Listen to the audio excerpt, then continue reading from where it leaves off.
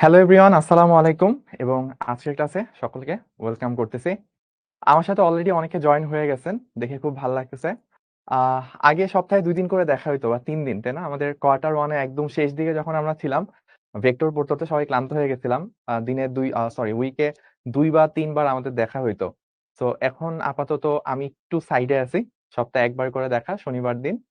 আ অনেকে সালাম জানাইছেন। ওয়ালাইকুম আসসালাম। আলহামদুলিল্লাহ ভাইয়া ভালো আছি। আপনারা কেমন আছেন সবাই? আচ্ছা, আচ্ছা। এই চ্যাপ্টার কি শেষ নাকি? না, এই চ্যাপ্টার আজকে শেষ হবে। আমরা আমাদের কোয়ার্টার 2 তে আছি। কোয়ার্টার 2 তে আমাদের টোটাল ৪ টা চ্যাপ্টার নিয়ে ডিল করা হবে। এর মধ্যে হচ্ছে গুরুত্বপূর্ণ একটা চ্যাপ্টার গতিবিদ্যা। গতিবিদ্যা নিয়ে অলরেডি জিমি ভাই আপনাদের সাথে ক্লাস নিচ্ছেন।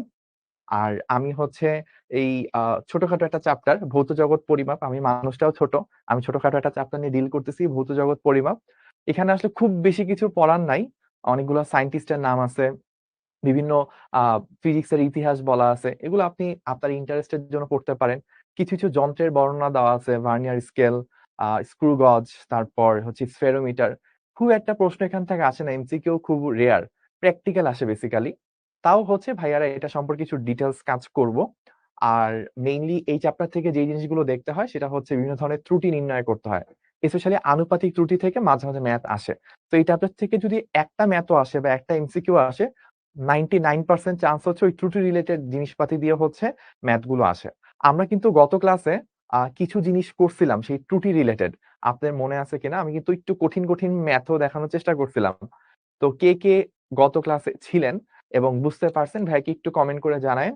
আর আজকে আমরা সেটার কন্টিনিউশন করব। অর্থাৎ গত দিনে যা, যা দেখছি তার সাথে রিলেট করে আমরা হচ্ছে আজকের সামনের কিছু জিনিস দেখব। দেন আমরা ভার্নিয়ার স্কেল, দেন হচ্ছে স্ক্রু গজ, স্ফেরোমিটার এই ধরনের অনেক কিছু আমরা দেখব। ঠিক আছে? তো আমাকে অনেকে হচ্ছে বলছে, "জি ভাই আমরা ছিলাম, আমি ছিলাম ক্লিয়ার, বুঝছি।" অনেকগুলো সুন্দর, সুন্দর কমেন্ট। ধন্যবাদ সবাইকে যারা হচ্ছে একদম শুরু থেকে ক্লাসের শুরু থেকেই এনার্জি নিয়ে ভাইয়াকে কমেন্ট দিয়ে আমাকে ফুয়েল আপ করতেছেন। অসংখ্য ধন্যবাদ আপনাদেরকে। সো ভাইয়া আপনাদের গুরুত্বপূর্ণ সময় আর নষ্ট না করে আমি আমার ক্লাসের দিকে চলে যাই। আ নিত্যদিনের যে কাজ, আমার ব্যাকগ্রাউন্ডটা ঠিক করে নিলাম। ওকে। সো আমাদের আজকের ক্লাসে কে, কে এমন আছেন যে আজকের ক্লাসে ১ম মানে ভাইয়ার সাথে আজকেই ১ম ক্লাস করতেছেন লাইভে। এর আগে কোনদিন ছিলেন না। এমন কেউ আছেন? হুম। আমাকে অনেক সুন্দর মানে নোবেল প্রাইজ দেওয়ার মতো একটা কমেন্ট করেছেন। সো কমেন্টটা কি? কমেন্টটা হচ্ছে ভাইয়া টি-শার্ট চাই। ঠিক আছে? ওকে, ওকে। আচ্ছা। ঠিক আছে? তাহলে আমরা একটু শুরু করি। আমাদের ১ম এ যেটা করব, আমি ১ম এ যে জিনিসটা করতে পছন্দ করি সেটা হচ্ছে আমরা একটু ফিরে দেখব যে আমরা গতদিন কি, কি জিনিস দেখছিলাম। সো ফিরে দেখা। ধরলাম আমরা কোন একটা রাশি, তো ওই রাশিটার পরিমাপ করতে যেয়ে ধরেন একটা জিনিসের ব্যাসার্ধ মাপলাম। ব্যাসার্ধ মাপছি 25 প্লাস মাইনাস 2 এত আমি ধরেন সেন্টিমিটার বললাম। তো তখন আমাকে যখন পরম ত্রুটি জিজ্ঞেস করে, পরম ত্রুটি কত হয়? পরম ত্রুটি হয় হচ্ছে ত্রুটি বানান ভুল লিখছি মোস্ট প্রবাবলি এরকম হবে মেবি। যাই হোক, বাংলাতে তো আর আমার মানে ফিজিক্সের ম্যাথ লিখতে যায় বাংলা বানান ভুল করলে তো নিশ্চয়ই মার্কস কাটবে না। তো আমার সমস্যা নাই এখানে। আর ভাইয়া যেহেতু বিসিএস দিই নাই, সো আমার আসলে সব বানান টানান নিয়ে খুব একটা আইডিয়া নেই। জাস্ট মোটামুটি বাংলা ইন্টারে এ প্লাস পাওয়া দরকার ছিল, পেয়ে আসছি। সরি, আমার এখানে 2 সেন্টিমিটার। সো মাথায় রাখতে হয় যে পরম ত্রুটি হচ্ছে যে মেইন মানটা থেকে কতটুকু কম বা বেশি হইতে পারে। এই কম বা বেশির অ্যাকচুয়াল অ্যামাউন্টটা হচ্ছে পরম ত্রুটি। ঠিক আছে? আর এরপরে যেটা থাকে সেটা হচ্ছে আপাত ত্রুটি।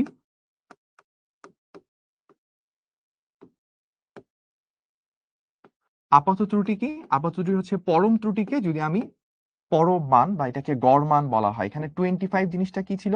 25 ছিল হচ্ছে গড় মান বা প্রকৃত মান।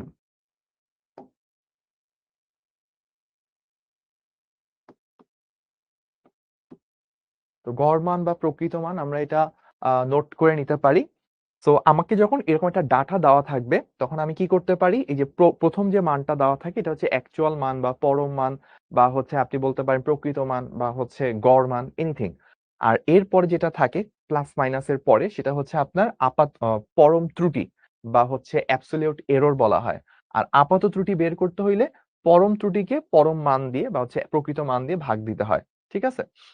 আচ্ছা, এখন আমরা এইটার সাথে রিলেট করে আরেকটা ছোট্ট জিনিস দেখব। সেই জিনিসটা কি? সেই জিনিসটা হচ্ছে এই তো, ধরেন আমাকে একটা রাশি দেওয়া আছে, একটা ছোট্ট অঙ্ক করব। এই একটা ছোট্ট অঙ্ক করলেই গতদিন আমরা যা যা শিখছিলাম সবকিছু সম্পর্কে মোটামুটি ধারণা হয়ে যাবে।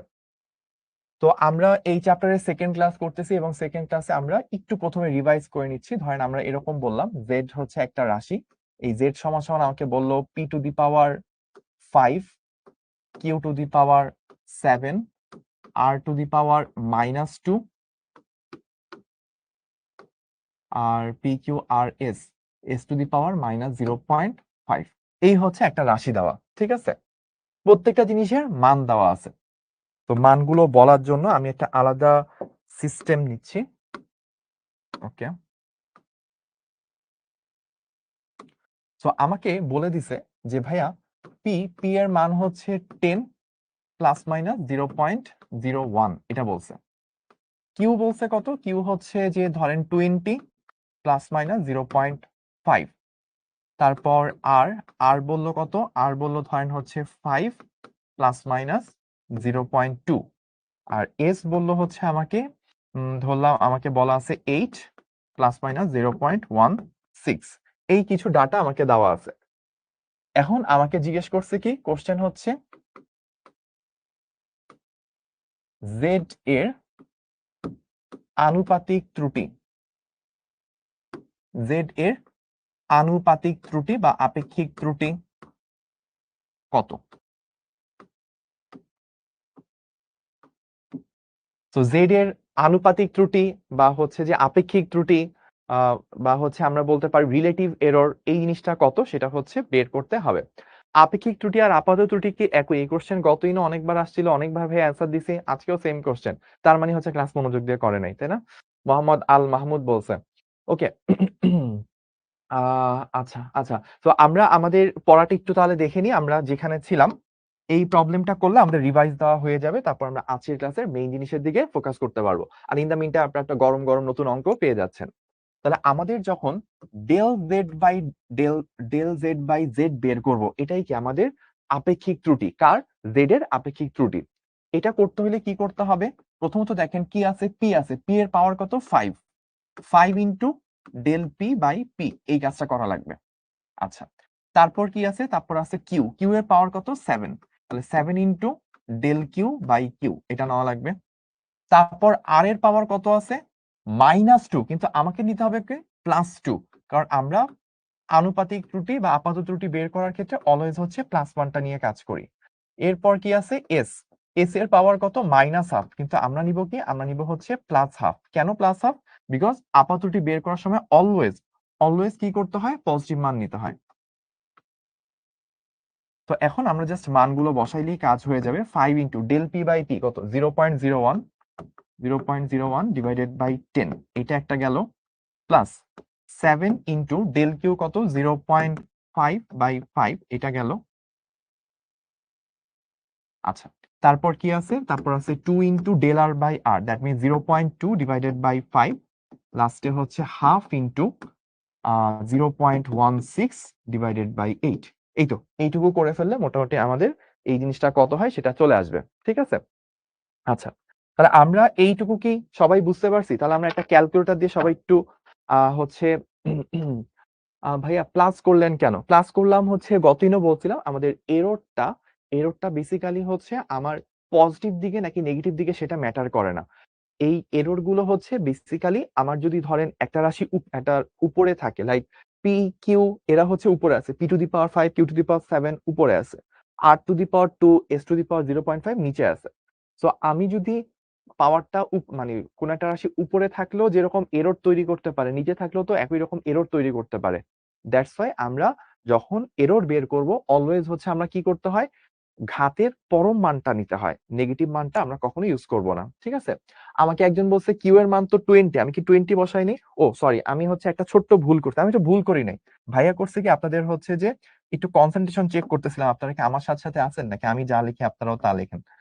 তো আমি তাহলে ঠিক মতো বসাই 0.01 by 10, 0.5 by 20, 0.2 by 5, 0.16 by 8।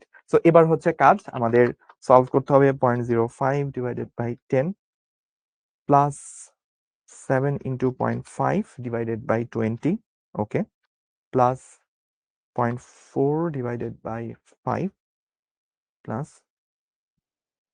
0.16 divided by 8 গুণে 16, ওকে। সো আমাদের চলে আসছে অ্যান্সারটা 0.27 অর 27%। সো আমি দুইটা ওয়েতে অ্যান্সারটাকে রিপ্রেজেন্ট করতে পারি।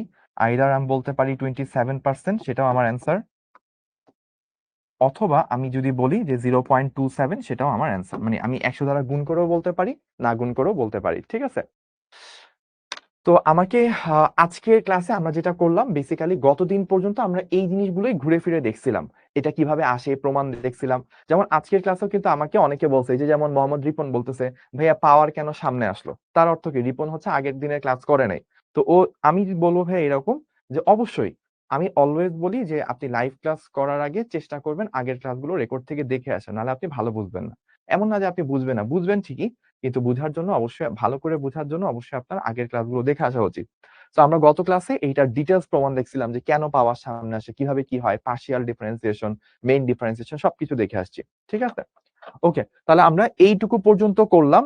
এবার হচ্ছে আমরা আজকের প্রবলেমে যাব। তার আগে আপনাদের থেকে একটু কমেন্টে জানতে চাই, এইটুকু পর্যন্ত আগের দিনের পড়া মোটামুটি মাথায় চলে আসছে, এই অঙ্কটা বুঝতে পারছি, এরকম কে কে আছেন? ভাইয়াকে একটু কমেন্ট করে জানাইতে হবে, তাহলে আপনাদের পজিটিভ কমেন্ট পেয়ে ভাইয়া সামনে আগাবো।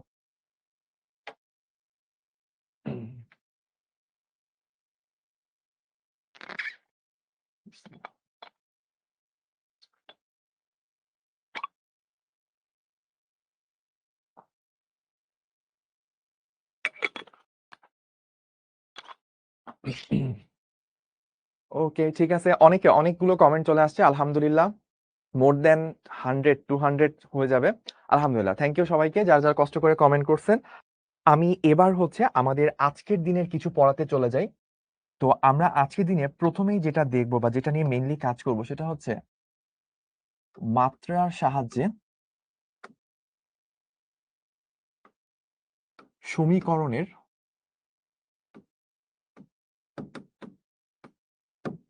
যথার্থতা যাচাই। তো আমরা মাত্রার সাহায্যে সমীকরণটা যথার্থ কিনা সেটা যাচাই করতে চাই। চলেন আমরা একটু দেখে আসি কিভাবে এটা করে। সো আমরা যেটা করব, যে কোনো একটা সমীকরণ নিব, তো ওই সমীকরণটা কি ট্রু নাকি এটা ফলস, মানে এই সমীকরণটা কি আসলে লজিক্যাল কিনা, সেটা হচ্ছে মাত্রার সাহায্যে আমরা যাচাই করব।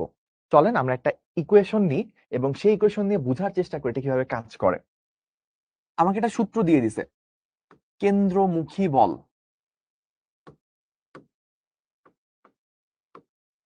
ঠিক আছে। কেন্দ্রমুখী বলের সূত্র হচ্ছে F equals to M V square divided by আর।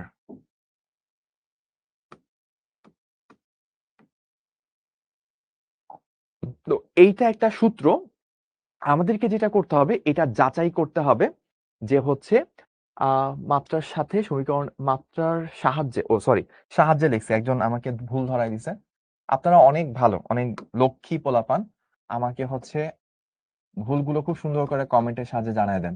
মাত্রার সাহায্যে সমীকরণের যথার্থতা যাচাই করব। সো এইটা একটা ইকুয়েশন, লেটস চেক এটা কি আসলেই সঠিক কিনা। প্রথমত আমরা যেটা চিন্তা করব, যে এইটার এফ, এফ এর মাত্রা, আপনি যদি এফ এর মাত্রা চিন্তা করেন তাহলে এটা কিভাবে পাবেন? খেয়াল করে দেখেন, আমরা আসলে কি জানি, এফ ইকুয়ালস টু এম এ।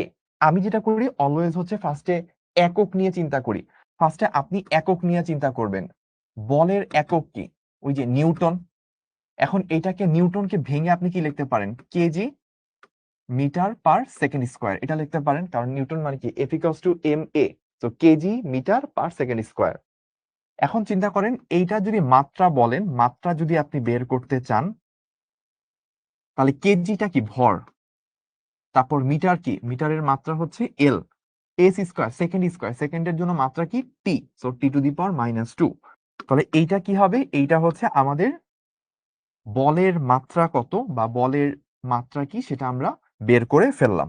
আচ্ছা, সো এফ এর মাত্রার পর এবার আসেন আমরা এম ভি স্কোয়ার বাই আর, এইটার মাত্রা কত সেটা আমরা বের করব।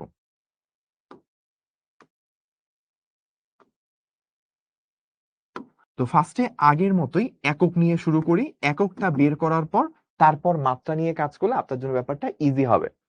তো এম এর একক কি? কেজি। তাহলে এরপর কি আছে? বেগ। বেগের একক কি? মিটার পার সেকেন্ড, তার স্কোয়ার ডিভাইডেড বাই আর। আর মানে কি? ব্যাসার্ধ বা দূরত্ব। সো এইটা হচ্ছে আমার মিটার। আচ্ছা, এখন অনেকেই বলবেন যে ভাইয়া এই যে এটা সূত্র, এই সূত্র তো জীবনে দেখি নাই, তো এইটা ভাই আপনি কোত্থেকে আনলেন বা এটা কি সূত্র?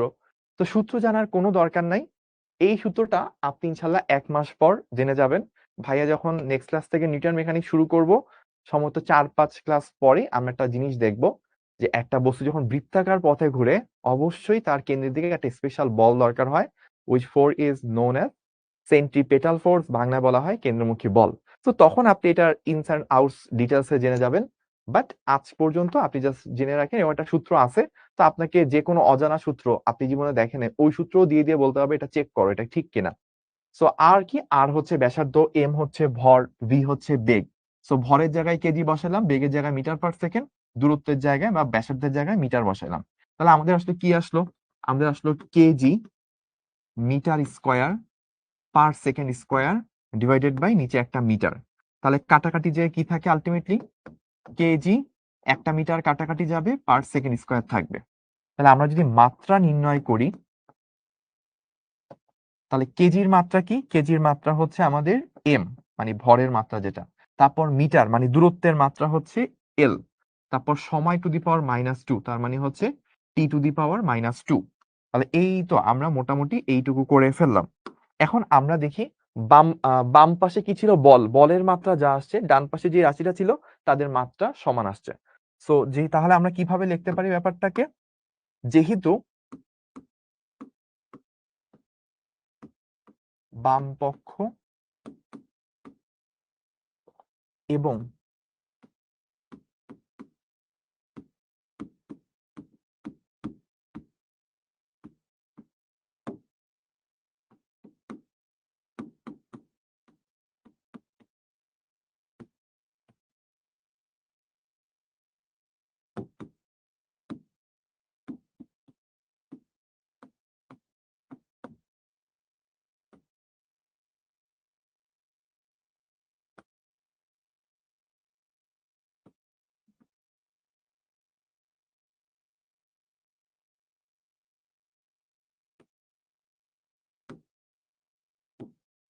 তো আমরা আমাদের কথাটা যেভাবে লিখতে হবে সেটাও কিন্তু রিপ্রেজেন্ট করে ফেললাম, ঠিক আছে?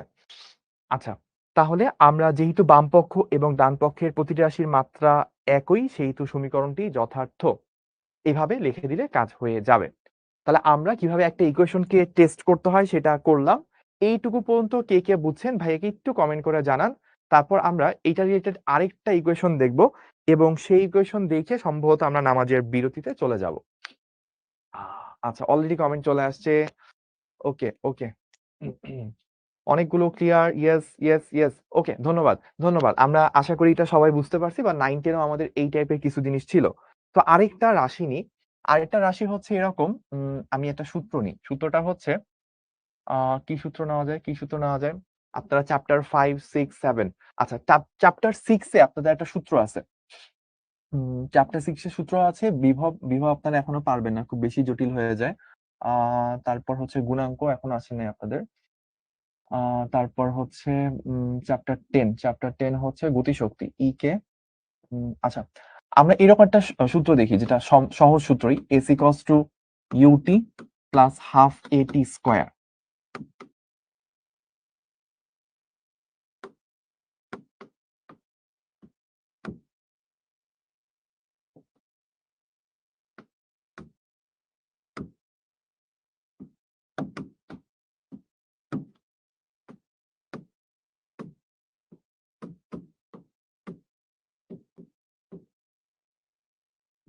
তো আমরা বললাম একটা ইকুয়েশন দেওয়া আছে, খুবই সিম্পল একটা ইকুয়েশন। আপনারা সবাই এই ইকুয়েশনটা সম্পর্কে অনেক দিন থেকেই চেনেন, পরিচিত আপনাদের। এই ইকুয়েশনটার কি বলছে? সমীকরণের যথার্থতা বা সত্যতা যাচাই করতে বলছে। তো ফার্স্টে এস এর মাত্রা চিন্তা করেন। এস এর মাত্রা কি? এস এর মাত্রা হচ্ছে স্মরণ।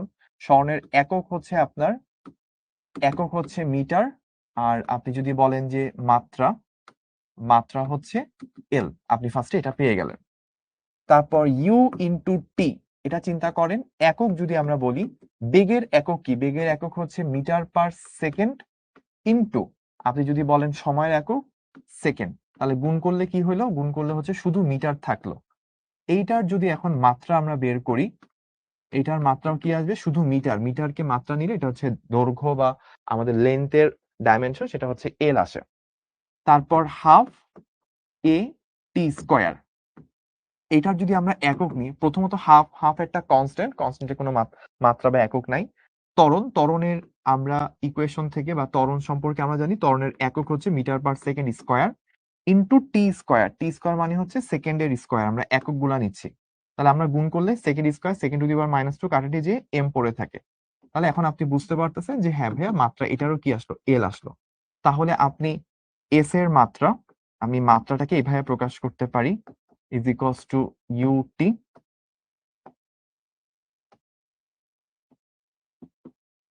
যেহেতু আমার বাম মানে মাত্রাটাকে আপনি চাইলে এভাবে প্রকাশ করতে পারেন, থার্ড ব্র্যাকেট দিয়ে এভাবে লিখে এটাকে মাত্রা রিপ্রেজেন্ট করে। তাহলে অতএব সমীকরণটি যথার্থ।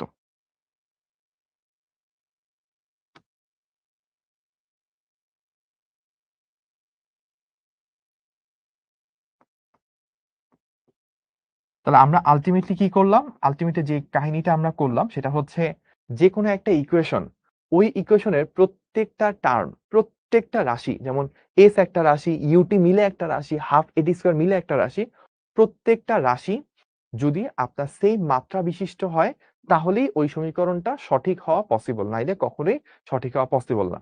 এখানে ভাইয়া আপনাদের কয়েকটা কনফিউশন থাকবে, কনফিউশন গুলো একটু দূর করে দিই। ১ নাম্বার কনফিউশন বলবেন যে ভাই এখানে তো হাফ ছিল, হাফ কই গেল? মাথায় রাখবেন হাফ একটা সংখ্যা, শুধু সংখ্যার কোনো মাত্রা বা একক নাই। আপনাকে যদি বলে 5 মিটার, মিটার তো মিটার, দৈর্ঘ্যের একটা একক, বাট 5 এর কি কোনো একক আছে? এককও নাই, মাত্রাও নাই। সো হাফ একটা কনস্ট্যান্ট, তাই কনস্ট্যান্টটার কোনো মাত্রা যেহেতু নাই, সো এটা হচ্ছে আমার ইকুয়েশনে বা এককের মধ্যে আসে নাই। আর এককের মধ্যে না আসার কারণে আমার মাত্রার মধ্যেও আসে নাই। এটা একটা কনফিউশন ক্লিয়ার হইলো। তারপর আপনার কাছে আরেকটা হচ্ছে কনফিউশন মনে হইতে পারে, ভাই এখানে একটা এল, এখানে একটা এল, এখানে একটা এল, তাহলে ব্যাপারটা এরকম হয়ে গেল না যে এল equals to L plus L, মানে এল ইকুয়ালস টু 2l। এটা তো ভাইয়া মানে কেমন লাগতেছে? এটা তো আসলে হইলো না কিছু। ব্যাপারটা আসলে মাত্রা বলতে কিন্তু আপনার মানে এইরকম, মানে মাত্রা জাস্ট হচ্ছে আপনার এককটা বা হচ্ছে আপনি একই রাশি নিয়ে কাজ করছেন কিনা সেটা বুঝায়। মাত্রা পরিমাণটা বুঝায় না। মানে এইটার ঠিক আছে, এটার মাত্রাটা এল, কিন্তু এটার পরিমাণ কত সেটা কিন্তু আমি মাত্রার মধ্যে বুঝবো না। হইতে পারে এটার পরিমাণ হচ্ছে 10, এটারও মাত্রা এল কিন্তু এটার পরিমাণ হয়তো 3, এটার মাত্রাও এল, এটার পরিমাণ হয়তো 7, ফলে 10 ইকুয়ালস টু 3 প্লাস 7 এটা হইতে পারে। তো মাত্রা সমীকরণ থেকে কখনোই আমি বুঝবো না যে কোনটার কারেসপন্ডিং পরিমাণ কত, সেটা মাত্রা সমীকরণ নিয়ে কাজও করে না। মাত্রা সমীকরণ শুধু কি নিয়ে কাজ করে? মাত্রা সমীকরণ শুধু এইটুকু বিষয় নিয়ে কাজ করে যে আমার ইকুয়েশনের প্রত্যেকটা রাশির মাত্রাটা, মানে প্রত্যেকটা রাশি একই জিনিস নিয়ে কাজ করতেছে কিনা। কারণ ওই যে মনে আছে আমরা ভেক্টর চ্যাপ্টারে যখন লব্ধি টব্ধি বের করছিলাম, ভেক্টরের লব্ধি বের করার সময় একটা কথা বলছিলাম যে আপনি চাইলে বেগের সাথে বেগকে যোগ করতে পারবেন, বেগের সাথে বেগকে লব্ধি করতে পারবেন, কিন্তু কখনোই কিন্তু আপনি সরণের সাথে বেগকে লব্ধি করতে পারবেন না। কেন পারবেন না? কারণ দুইটা ভিন্ন জাতীয় রাশি। ঠিক একই রকম ভাবে আপনি সরণের সাথে সরণকে যোগ বিয়োগ করতে পারবেন, সরণের সাথে কখনো বলকে যোগ করতে পারবেন না, বা বলের সাথে কখনো বেগকে যোগ করতে পারবেন না। তো আপনি যেহেতু এখানে একটা যোগ করতেছেন, দুইটা জিনিসকে যোগ করতে হলে অবশ্যই দুইটা জিনিস একই জাতীয় জিনিস হইতে হবে, এবং তাদের মাত্রা সেম হওয়া মানে আপনি একই টাইপের জিনিস নিয়ে কাজ করতেছেন। এবং দুইটা একই জাতীয় জিনিসকে নিয়ে যোগ করলে বা লব্ধি করলে আলটিমেটলি কি ওই রকমই আরেকটা জিনিস চলে আসে। সো যেটা আউটপুট আসবে সেটাও কিন্তু ঠিক একই জিনিস আসছে। এই ব্যাপারটা হচ্ছে মাত্রা সমীকরণ ধারণা দেয়। আর কোনটার পরিমাণ কত, কোনটার মানে সংখ্যাগত, ওইটা মাত্রা সমীকরণ থেকে বোঝা যায় না। ঠিক আছে? তাহলে সমজাতীয় রাশিগুলা যোগ বিয়োগ হচ্ছে কিনা সেটার মাধ্যমে আমরা ইকুয়েশনটার ভ্যালিডিটি যাচাই করার যে টেস্ট, সেটাই হচ্ছে মাত্রা সমীকরণের সাহায্যে করে থাকি। সো আমার সাথে এইটুকু পর্যন্ত যারা যারা ধরতে পারছেন, ভাইয়াকে একটু চটপট কমেন্ট করে জানান, হ্যাঁ ভাইয়া ধরতে পারছি, ক্লিয়ার, ওকে। তাহলে ভাইয়া আমরা বুঝে নিব এইটুকু পড়া আমাদের হয়ে গেছে। তারপর আমরা আমাদের রিমেইনিং যে টপিক গুলো আছে, অর্থাৎ ভার্নিয়ার স্কেল, আমাদের হচ্ছে যে স্ক্রু গজ, তারপর হচ্ছে স্ফেরোমিটার, এই জিনিসপাতিগুলো নিয়ে আমরা কাজ করব। আচ্ছা, অনেকগুলো কমেন্ট চলে আসছে। আলহামদুলিল্লাহ, আলহামদুলিল্লাহ। ওকে, গ্রেট। অনেকে ধরতে পারছেন। সো ফার একটাও আনক্লিয়ার দেখি নাই। আলহামদুলিল্লাহ। তাহলে আমরা এইটুকু পর্যন্ত ক্লিয়ার, এটা ধরে নিলাম। তো আমার মতে এখন আরেকটা নতুন টপিক শুরু করলে আমরা নামাজের টাইম মিস হয়ে যাবে। তো আমরা একটা কাজ করি, আমরা এখন নামাজের বিরতিতে চলে যাই। সো আমি নামাজের বিরতি দিচ্ছি।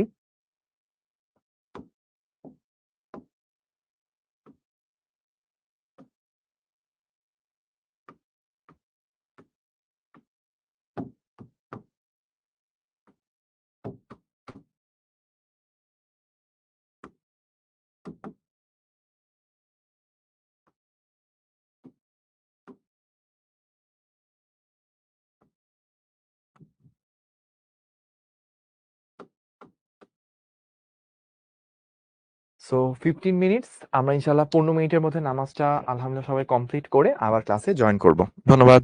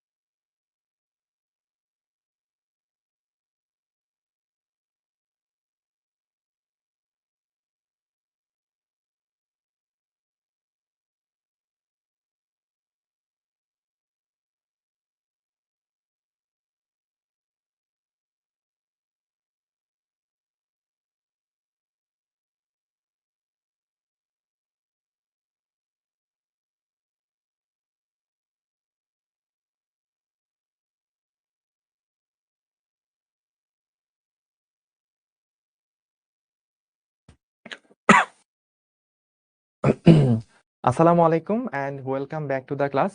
কি অবস্থা সবার? ভাইয়া নামটা বলেন। ওকে, আব্দুল সালাম বলছে ভাইয়া নামটা বলেন প্লিজ। ওকে, তারপর তারপর ভাইয়া নামাজ পড়ছেন? নামাজ পড়ে আসলাম ভাইয়া, আলহামদুলিল্লাহ। ওকে ভাইয়া, তারপর আসছি আসছি বলছে নাদিয়া। তারপর ব্র্যাকেটে Trisha. I am back sir. Tayaba Akter, ওরে আল্লাহ। ওকে, আপনি কি স্টুডেন্ট লাইফে আতেল ছিলেন? জাস্ট ফর কিউরিওসিটি, আমাকে বলছে ফাইজা। অনেক সুন্দর সুন্দর প্রশ্ন আসতেছে, নামটা বলেন। সো আমি আপনাদের সাথে একটা ট্রিক্স শেয়ার করি, ঠিক আছে? ট্রিক্সটা কি? ট্রিক্সটা হচ্ছে, মানে এই ট্রিক্স কিন্তু অন্য কোনো ভাই আপনাদেরকে শেখাবে না। তো খুবই সিক্রেট ট্রিক্স। আমি এটা এখন এই কারণে বলতেছি কারণ অনেকেই তো ব্রেকে গেছে, ব্রেকে যাওয়ার পর এখনো অনেকেই ব্যাক করে ফেরত আসে নাই। দ্যাটস আমি এই ট্রিকটা অল্প সময়ের মধ্যে দ্রুত বলে ফেলি, যেন হচ্ছে মানে অল্প কিছু মানুষ এই সম্পর্কে জানতে পারে। সিক্রেট সবাই জেনে গেলে তো আসলে সমস্যা। তো আমি একটা সিক্রেট আপনাদেরকে বলতেছি যে এটা যদি আপনি জানেন, এটা যদি আপনি এপ্লাই করেন, তাহলে আপনি নির্ঘাত, মানে একদম কোনো মানে মিস নাই। যে কোনো পরীক্ষায় একদম ১০০ তে কাটায় কাটায় শূন্য পাবেন। তো খুবই স্পেশাল ট্রিক্স। এটা যদি আপনি পারেন ১০০ তে কাটায় কাটায় কত পাবেন? শূন্য পাবেন। তো সেই ট্রিক্সটা কি? সেই ট্রিক্সটা আসলে কয়েকটা ওয়েতে পেতে পারেন। ১ নাম্বার ওয়ে হচ্ছে আপনি এরকম লাইভ ক্লাসের মধ্যে ডিরেক্টলি কমেন্ট করবেন। বারবার কমেন্ট করতে থাকবেন। "ভাইয়া আমার নামটা বলেন না প্লিজ। ভাইয়া আমার নামটা তো নিলেন না। ভাই আমার নামটা তো নিলেন না।" এটা আপনি হচ্ছে বারবার বলবেন। এটা হচ্ছে ১ নাম্বার ট্রিক্স। খুবই মানে অসাধারণ, এটা কারো সাথে শেয়ার করা যাবে না। এটা কিন্তু সিক্রেট ট্রিক্স। ঠিক আছে? তো ২ নাম্বার ট্রিক্স ২ নাম্বার ট্রিক্স হচ্ছে, আপনি ধরেন গত ক্লাসে ভাইয়া একটা কোয়েশ্চেনের উত্তর খুব সুন্দর করে ডিটেইলস এ দিছিল। আপনি করবেন কি? ওই কোয়েশ্চেনটাই বারবার অনলাইন ক্লাসে বারবার রিপিট করবেন। পরের ক্লাসে, তারপরের ক্লাসে। যে ভাই ওই যে ওই কোয়েশ্চেনের উত্তরটা কি? ওই কোয়েশ্চেনের উত্তরটা কি? অথচ ওই কোয়েশ্চেনের উত্তর কিন্তু গত ক্লাসে ভাইয়া ডিটেইলস এ দিছে। তাহলে দেখবেন একদম মানে তীর ছুঁড়লে মিস যেতে পারে। কিন্তু আপনার কিন্তু পরীক্ষায় 0 পা মিস যাবে না। ঠিক আছে? তো ২ টা ট্রিক্স স্পেশাল শিখাইলাম। আর কি আছে এরকম? আরো এরকম অনেক আছে ভাই। আস্তে, আস্তে এরকম মানে যখন অল্প মানুষ থাকবে এরকম আরো কিছু, কিছু সিক্রেট আপনার সাথে শেয়ার করব। আপাতত ২ টা হচ্ছে শেয়ার করলাম। সো চলেন আমরা হচ্ছে এবার আ একটু সামনের দিকে যাই। সামনের দিকে আমরা কি দেখব? আমরা হচ্ছে স্লাইড ক্যালিপার্স দেখব। স্লাইড ক্যালিপার্স 9-10 এ ছিল কিনা I am not sure. So এই ইন্টারে আপনার হচ্ছে স্লাইড ক্যালিপার্স থেকে ম্যাথ আসার চান্স খুবই কম। এমসিকিউ হাতে গোনা ১ টা ২ টা আসলে আসতে পারে। বাট আপনি যখন প্র্যাকটিক্যাল করবেন, প্র্যাকটিক্যাল আপনাকে স্লাইড ক্যালিপার জিনিসটা সম্পর্কে দেখতে হবে। তো আমরা করব কি, স্লাইড ক্যালিপার্স কিভাবে কাজ করে এটা সম্পর্কে ছোট্ট একটা ভিডিও থেকে দেখে নিব। ঠিক আছে? ভাইয়া ভেক্টরটা কিভাবে প্র্যাকটিস করব প্লিজ? ঠিক আছে? আচ্ছা, ভেক্টর হচ্ছে আপনি ওই যে আমাদের ক্লাসগুলো রেগুলার দেখবেন, রেকর্ড গুলো। তারপর হচ্ছে কি করতে হবে? তারপর যেটা করতে হবে সেটা হচ্ছে যে আচ্ছা, তো ভেক্টর যাদের অনেকটুকু বাকি রয়ে গেছে তারা যেটা করবেন যে আপনাদের যে ক্লাসগুলো মানে রেকর্ড ক্লাসগুলো যদি আপনার জমা হয়ে থাকে, আপনি দ্রুত একটা রুটিন করে লাইভ ক্লাসগুলোর পাশাপাশি রেকর্ড ক্লাসগুলো যেন শেষ করতে পারেন সেরকম ট্রাই করবেন। এবং আরেকটা কাজ করতে হবে অবশ্যই, সেটা হচ্ছে আপনি আপনার টেক্সট বই হইতে পারে, এটা শাহজাহান তপন স্যারের বই হইতে পারে, ইসাক স্যারের বই, যেই বই আপনি বেশি ভাল লাগে ওই বই থেকে এক্সাম্পল তারপর ম্যাথ গুলো সলভ করে ফেলতে হবে। আর আরেকটা কাজ করতে হবে সেটা হচ্ছে কি, যেটা হচ্ছে শিক্ষক থেকে প্র্যাকটিস বুক দেওয়া হয়, ওখান থেকে খুব সুন্দর সুন্দর ম্যাথমেটিক্যাল প্রবলেম থাকে। সেই প্রবলেম গুলোও কিন্তু হচ্ছে আপনাকে শিখে ফেলতে হবে বা প্র্যাকটিস করে ফেলতে হবে। আচ্ছা, এবার তাহলে আমরা একটু দেখি এটা কি। এটা হচ্ছে আমাদের ভার্নিয়ার স্কেল। ভার্নিয়ার স্কেলের সাহায্যে কিভাবে কাজ করব সেটা হচ্ছে আমরা শুরু করতেছি। তো আমি আপনাদেরকে কিছু জিনিস দেখাই যে অ্যাকচুয়ালি জিনিসটা দেখতে কিরকম হয়। আই হোপ আপনারা সবাই দেখতে পারছেন। এই যে একটা জিনিস ধরে রাখছে, আমি একটা ইউটিউবে একটা ভিডিও থেকে, র‍্যান্ডম একটা ভিডিও থেকে আপনাদেরকে দেখাচ্ছি। এইটা হচ্ছে একটা ভার্নিয়ার স্কেল দেখতে কিরকম হয়। একটু থামাই। পুরা স্কেলটাকে কিন্তু ভার্নিয়ার স্কেল বলে না। কোনটুকুকে ভার্নিয়ার স্কেল বলে? এই যে জাস্ট এইটুকু। এইটুকু হচ্ছে ভার্নিয়ার স্কেল। আর বাদবাকি এই যে টোটাল জিনিসটা দেখতেছেন, এইটা হচ্ছে কি ভাইয়া? এটা হচ্ছে মূল স্কেল বা মেইন স্কেল। এই মেইন স্কেলের সাথে আপনার বাসাবাড়িতে যে স্কেল আছে অর্থাৎ আপনি পরীক্ষা হলে দাগ টানার জন্য যে স্কেল ব্যবহার করেন ওটার মধ্যে কোনো পার্থক্য নাই। স্পেশাল স্কেল কোনটা? যেটাকে আমরা ভার্নিয়ার স্কেল বলি সেটা হচ্ছে যে এইটুকু পার্ট। জাস্ট এইটুকু পার্ট, এটা হচ্ছে স্পেশালি ভার্নিয়ার স্কেল বলা হয়। এই ভার্নিয়ার স্কেলে কি থাকে দেখেন, এই যে এখানে কিন্তু ২ টা চোয়াল আছে। আমাদের এরকম ২ টা চোয়াল মানে ২ পাশে ২ টা চোয়াল আছে। এরকম ভার্নিয়ার স্কেল ২ টা চোয়াল আছে, চাইলে এটাকে এরকম সরানো যায়। তো আমরা একটু দেখি সামনে কি হয়।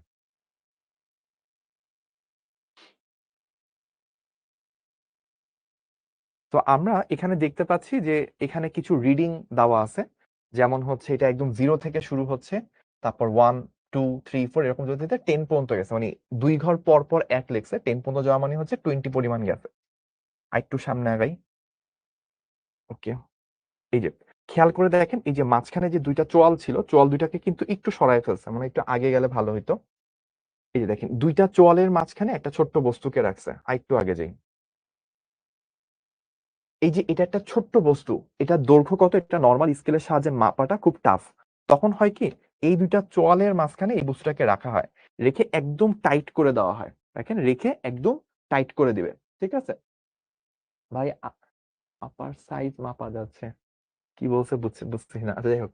তো আমরা এইভাবে হচ্ছে দৈর্ঘ্য মাপি। এখন দৈর্ঘ্য মাপার সময় একটা জিনিস খেয়াল করেন, যেটা ঘটে কাহিনী, অস্পষ্ট লাগছে এইখানে। আমাদের এই যে এইটা যে স্কেলটা, যে উপরে যে স্কেল, এই টোটাল স্কেলটা, এই স্কেলটাকে আমরা মূল স্কেল বলি বা মেইন স্কেল বলি। আর এই যে এইটুকু যে অংশ, সেটা হচ্ছে ভার্নিয়ার স্কেল। তো ভার্নিয়ার স্কেলে এখানে একটা দাগ আছে, 0 দাগ, হয়তো এখানে আপনাদের একটু অস্পষ্ট লাগতেছে, বাট ভার্নিয়ার স্কেলের প্রথম দাগটা হচ্ছে 0 দাগ। 0 দাগের আগে মূল স্কেলের যে সর্বশেষ দাগটা দেখা যায়, অর্থাৎ এই যে মেইন স্কেলটা, এইটা তো মেইন স্কেল, এই যে চলে গেছে যে উপরে, এটা হচ্ছে মেইন স্কেল। তো আমাদের ভার্নিয়ার স্কেলের একদম শূন্যতম দাগের ঠিক আগে মেইন স্কেলের যে দাগটা থাকে, সেই দাগটার রিডিং কত, সেটাই আমাদের মেইন স্কেল রিডিং। যেমন আমি এখানে একটা 10 20 21 22 23 24 25, 25 হচ্ছে এখানে মেইন স্কেল রিডিং। হয়তো আপনাদের হচ্ছে অ্যাপ মানে লাইভে হয়তো এটা একটু অস্পষ্ট দেখা যাচ্ছে, পরে আমরা যখন এক্সাম্পল নিয়ে কাজ করব তখন আপনি বুঝতে পারবেন। আর একটু সামনে আগাই।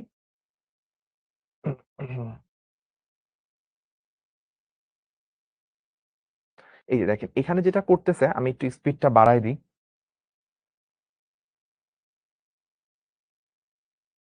ঠিক আছে, এখানে দেখেন একটা জিনিস বলতেছে যে 0 দাগের আগে দেখেন যে 20 21 22 23 24 25, 25 নাম্বার দাগটার পর থেকে হচ্ছে ভার্নিয়ার স্কেলে 0 নাম্বার শুরু হয়েছে। তাহলে মূল স্কেল পার্ট মেইন স্কেলের রিডিংটা হচ্ছে 25। এখন এই যে মেইন স্কেলের 25 এর পর আরেকটু সামনে আগাইছে না, এটা অনেক কাঁপতেছে তাই না। এই যে মেইন স্কেলের যে 25 এর পর 0-র মাঝখানে ছোট্ট একটু স্পেস আছে, তাহলে 25 মিলিমিটার সাথে আরেকটু 25 আর 26 এর মাঝামাঝি কিছু একটা হবে দৈর্ঘ্যটা। তার মানে 25 point something millimetre, 25.3 millimetre, 25.4 millimetre, এরকম কিছু একটা হবে। তো ওই 25 এর পর এক্সট্রা কত মিলিমিটার দশমিকের পর আছে, ওইটা বের করার স্পেশাল টেকনিক হচ্ছে ভার্নিয়ার স্কেল। তো ভার্নিয়ার স্কেল এইভাবে হচ্ছে বের করে, এবং এখানে একটা জিনিস মেইনটেইন করা হয়, একটু সামনে আগাইলে আমরা আরো দেখতে পারবো। দেখেন এখানে একটা কথা বলতেছে, এটা আমরা একটু পর দেখবো যে মূল স্কেলের একটা দাগের সাথে ভার্নিয়ার স্কেলের একটা দাগ দেখা যাবে একদম প্রায় মিলে গেছে। যেই দাগটা মূল স্কেল এবং ভার্নিয়ার স্কেলে প্রায় একসাথে মিলে যায়, ওইটাকে বলা হয় ভার্নিয়ার সমপাতন। যেমন দেখেন এখানে যে 7 নাম্বার দাগটা, ভার্নিয়ার স্কেলের 7 নাম্বার দাগটা মূল স্কেলের সাথে একদম কাটায় কাটায় মিলে গেছে, তাই এখানে হচ্ছে ভার্নিয়ার সমপাতন 7 হওয়া উচিত। কিন্তু এখানে 7 হবে না, এটা হবে 14। কেন? কারণ আসলে যখন আমাকে 1 বলছে, 1 মানে আসলে কি 2, 1 1 2 3 4 5 6 7 8 9 10 11 12 13 14, তো এখানে এক ঘর পর পর দাগগুলা লিখছে, তাহলে 7 মানে আসলে 14। তাহলে মেইন স্কেলের পর যে ভার্নিয়ার স্কেলে হচ্ছে 14 নাম্বার দাগটা মেইন স্কেল একটা দাগের সাথে হুবহু মিলে গেছে, এই ব্যাপারটাকে ভার্নিয়ার সমাপতন বলা হয়। এইটুকু জাস্ট জেনে রাখেন, বাদ বাকিটুকু কিভাবে কাজ করতে হয় সেটা ভাইয়া আপনাদেরকে এখন দেখাবো, ঠিক আছে। আচ্ছা, তাহলে এইটা হচ্ছে একটা ভার্নিয়ার স্কেল। ভার্নিয়ার স্কেলে যেমন আমাদের ক্ষেত্রে যদি আমরা একটু চিন্তা করি, তাহলে এই যে আপনি এখানে দেখতে পাচ্ছেন, এইটা হচ্ছে মূল স্কেল, এই জায়গাটা হচ্ছে মূল স্কেল। খেয়াল করে দেখেন আমাদের এই যে এইটুকু কত, এটা হচ্ছে 5, এটাকে 1 লেখছে যদিও, বাট এটা আসলে 10। তারপর এই দাগটা কত, এই দাগটা হচ্ছে আমার 11। তাহলে এই 11 মূল স্কেলের 11 দাগের পর থেকে হচ্ছে ভার্নিয়ার স্কেলে 0 দাগটা শূন্য হয়েছে, তাই না। তো আমাদের মূল স্কেলের 11 নাম্বার দাগের পর থেকে ভার্নিয়ার স্কেলে 0 দাগটা শুরু হয়েছে। তাহলে আমাকে যদি কেউ জিজ্ঞেস করে যে ভাইয়া মূল স্কেল পার্ট কত, আমি এখানে বলতে পারবো যে ভাই মূল স্কেল পার্ট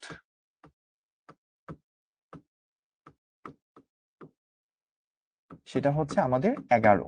তো আমাদের এই এক্সাম্পলটার জন্য তো আমরা আসলে কি করছি, এই যে দুইটা চোয়াল আছে, দুইটা চোয়ালের মাঝখানে এই যে একটা বস্তু, এই বস্তুটার আমরা দৈর্ঘ্য মাপতেছি ও দৈর্ঘ্য নির্ণয় করতেছি।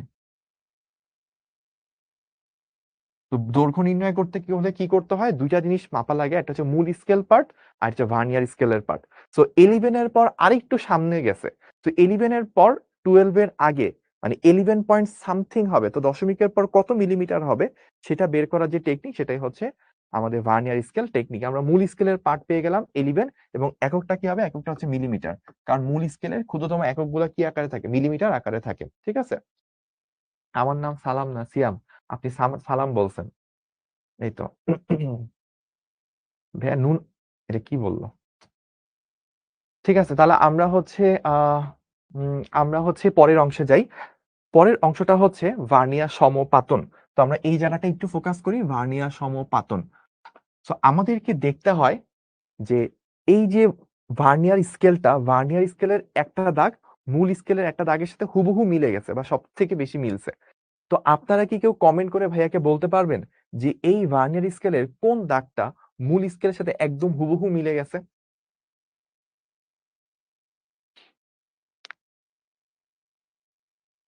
দেখি কেউ কমেন্ট করে বলতে পারে কিনা। আর আরেকটা তথ্য আপনাদেরকে দিই, অনেকে কমেন্ট করছেন যে ভাই আজকে তো সিকিউ সলভিং ক্লাস, এই চ্যাপ্টার থেকে জীবনেও কোনোদিন সিকিউ আসছে এটা আমরা ইতিহাসে দেখি নাই। তো এই কারণে এটা সিকিউ না করে আমরা আসলে সিকিউতে যেই টাইপের যদি কখনো আসে, আগামী 10 বছরে যদি কখনো আসে, তখন ওইখানে সিকিউ সলভ করার জন্য যা যা করা লাগবে সেটাই আসলে আমরা আজকে করতেছি। কেউ বলছে 6, কেউ বলছে 7। আচ্ছা, আমি দেখতেছি 6টা ভালো মিলছে, 7ও মোটামুটি মিলছে বলা যায়। তো এখন 6 বললে কি আমার, আচ্ছা যদি 6 ধরি, ধরলাম 6, সমস্যা নাই, বা 6.5 মনে হয় সব থেকে ভালো মিলছে। তাহলে আসলে এটা কিন্তু 6.5 মানে 6.5 না, 1 মানে আসলে কত, 2, কারণ যে 1 2 3 4 5 6 7 8 9 10 11 12 13, তার মানে আমাদের ভার্নিয়ার সমপাতন কোন দাগটা হুবহু মিলে গেছে, এটা হচ্ছে 13। ভার্নিয়ার সমপাতন,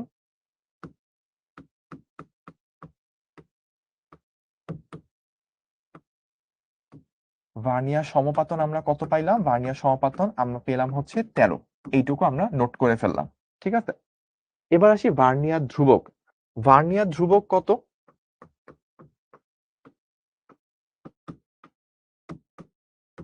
সো ভার্নিয়ার ধ্রুবক এটাকে আমরা ভি ডট সি বলে থাকি, আর ভার্নিয়ার সমপাতন এটাকে আমরা ভি বলে থাকি। ঠিক আছে, ভার্নিয়ার ধ্রুবক হচ্ছে আপনার এই যে ভার্নিয়ার স্কেলটা আছে, এখানে টোটাল কয়টা দাগ আছে এবং মূল স্কেলের ক্ষুদ্রতম এক ভাগ কত।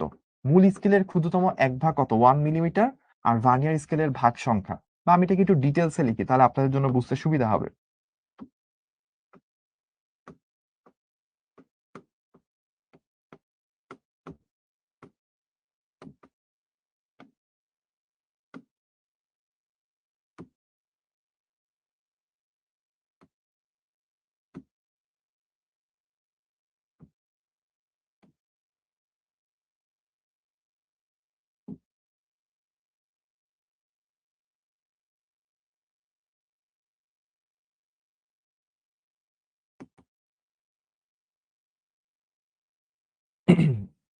তাহলে আমরা এখানে চিন্তা করি আমাদের মূল স্কেলের ক্ষুদ্রতম এক ভাগ কত, 1 মিলিমিটার। আর এখানে টোটাল কয়টা ভাগ আছে আপনাকে দেখাচ্ছে 10, কিন্তু আসলে তাহলে কত হবে, 20, কারণ প্রতি এক ঘর পর পর আসলে লেখা হয়েছে। তাহলে আমরা 20 দিব। তো 1/20 কত হয়, 0.05 মিলিমিটার। আচ্ছা, এবার তাহলে এই বস্তুটার অ্যাকচুয়াল দৈর্ঘ্য কত, মানে এখানে যে বস্তুটাকে আমরা মাপতেছিলাম তার দৈর্ঘ্য কত, লেন্থ কত, এটা আমরা বের করতে চাচ্ছি। তাহলে লেন্থ বের করার জন্য সূত্র কি, এল হচ্ছে মূল স্কেল পাঠ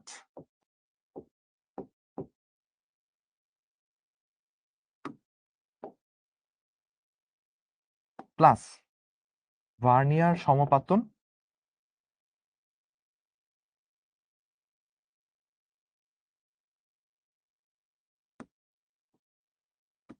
ইন্টু ভার্নিয়ার আচ্ছা আমি একটা জিনিস একটু কাজ করি, সেটা হচ্ছে কোনটাকে কি দ্বারা প্রকাশ করে, মূল স্কেল পাঠকে এম দ্বারা প্রকাশ করে, প্লাস আমরা এখানে লিখতে পারি হচ্ছে ভার্নিয়ার সমপাতন ভি ইন্টু ভিসি। ভিসি কি, ভিসি হচ্ছে এই যে ভার্নিয়ার ধ্রুবক, আর ভি কি, ভি হচ্ছে ভার্নিয়ার সমাপতন।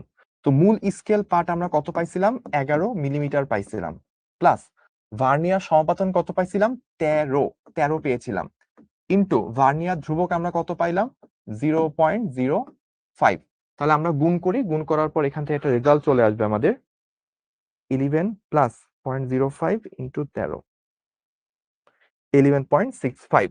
তাহলে আমরা পেয়ে গেলাম হচ্ছে 11.65 এত মিলিমিটার। সো এই হচ্ছে আমাদের অ্যান্সার, বা আমরা সলিউশন করে ফেললাম। তাহলে আমরা এর মাধ্যমে কি করলাম? একটা ভার্নিয়ার স্কেলের সাহায্যে, যেটা নর্মালি আমাদের মেইন স্কেলের সাহায্যে 11 মিলিমিটার বা 12 মিলিমিটার মাঝামাঝি কিছু একটা আছে সেটা বুঝতে পারবো, কিন্তু এক্স্যাক্টলি 11 পয়েন্ট কত মিলিমিটার সেটা বোঝার জন্য এই ভার্নিয়ার স্কেলটা সাহায্য আমাদেরকে নিতে হয়েছে। আচ্ছা, আরেকটা জিনিস একটু বলি, যে আপনাকে অনেক সময় মূল স্কেল পার্ট কত সেটা জিজ্ঞেস করবে, বা মূল স্কেল পার্টের সাথে সাথে বৃত্তাকার স্কেল, বা বৃত্তাকার স্কেল বলতেছি, ভার্নিয়ার স্কেল পার্ট। সো এই যে ভি ইন্টু ভিসি, এটাই কিন্তু আপনার ভার্নিয়ার স্কেল পার্ট। তাহলে মূল স্কেল পার্ট যেরকম আছে, ভার্নিয়ার স্কেল পার্টও আছে। মূল স্কেল পার্টকে এম বলে, ভার্নিয়ার স্কেল পার্ট হচ্ছে ভি ইন্টু ভিসি। এই দুটাকে যোগ করলে আলটিমেটলি টোটাল অ্যান্সারটা পাওয়া যায়। টোটাল অ্যান্সার কত আমরা কিন্তু বের করে নিয়ে আসলাম। ঠিক আছে, তাহলে এইটুকু পর্যন্ত যদি বুঝতে পারেন, ভার্নিয়ার স্কেল থেকে এর থেকে বেশি আর কিছুই আপনার লাগবে না। তো আমাকে ভাইয়া একটু কমেন্ট করে জানান, আপনি প্র্যাকটিক্যালও যখন করতে যাবেন, প্র্যাকটিক্যাল করতে গেলে আপনার মনে আসবে, আচ্ছা শুভ ভাই তো ভিডিওতে দেখাইছিল, শুভ ভাই তো ক্লাসে অঙ্ক করাই দিছিল, আপনি যখন চটপট করে ফেলতে পারবেন। তো আমাকে একটু কমেন্ট করে জানান যে ভাইয়া এইটুকু পরিমাণ বুঝতে পারছেন কিনা।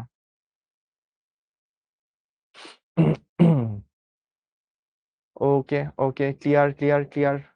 আচ্ছা, আমাকে এক দুইজন বলছে যে ভাইয়া, মানে মোটামুটি 1-200-র মতো কমেন্ট চলে আসছে, আলহামদুলিল্লাহ, ভেরি গুড। এক দুইটা কমেন্ট থাকে এরকম যে ভাইয়া প্লাস মাইনাস এররের বিষয়টাকে আনতে হবে কিনা। আপাতত এগুলো লাগে না, জাস্ট একটু বলে রাখি, বলার জন্য বলা, এটা আপনার এই ম্যাথে জীবনও আসবে না, প্র্যাকটিক্যাল করার সময় হালকা মতো লাগতে পারে। সেটা হচ্ছে, আপনি কিছু জিনিস করে নিতে হয় যখন আপনি ল্যাবে ঢুকবেন, ফিজিক্স ল্যাবে ঢুকবেন, আপনি প্রথমবারের মতো এটা নিয়ে কাজ করতে বসছেন, তখন মাথায় রাখবেন, আপনি যখন কোনো দৈর্ঘ্য মাপেন না, একদম দুইটা চোয়ালকে একদম কাছাকাছি এনে রাখছেন, ওই রকম চিত্র আছে না আমাদের?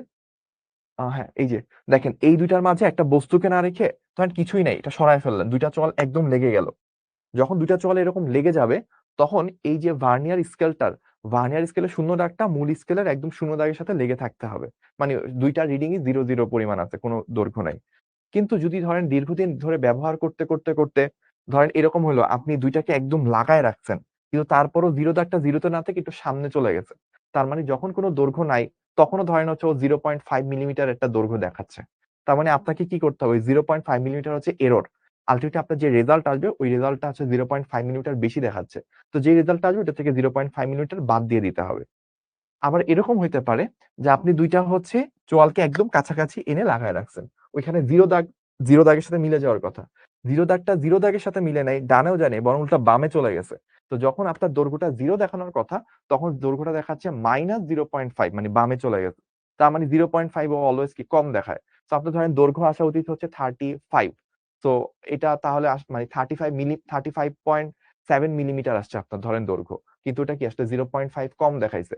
তখন 35.7 এর সাথে সেই 0.5টা যুক্ত করলে 38.2, সেটা হবে হচ্ছে আপনার অ্যান্সার। এইভাবে হচ্ছে এই এরর গুলোকে আমরা ল্যাবে বসে হচ্ছে কমব্যাট বা হচ্ছে অ্যাডজাস্ট করে নিতে পারি। ঠিক আছে, তাহলে আমরা এই জিনিসপাতিগুলো করে ফেললাম। এবার আমরা কি দেখবো? এবার আমরা ভার্নিয়ার ধ্রুবকটা সম্পর্কে আরেকটা জিনিস বলবো। ভার্নিয়ার ধ্রুবকের একটা ডেফিনেশন দিছি, আরেকটা ডেফিনেশন এরকমও কিন্তু আপনি বলতে পারেন, ভার্নিয়ার ধ্রুবক ভিসি ইকুয়ালস টু মূল স্কেলের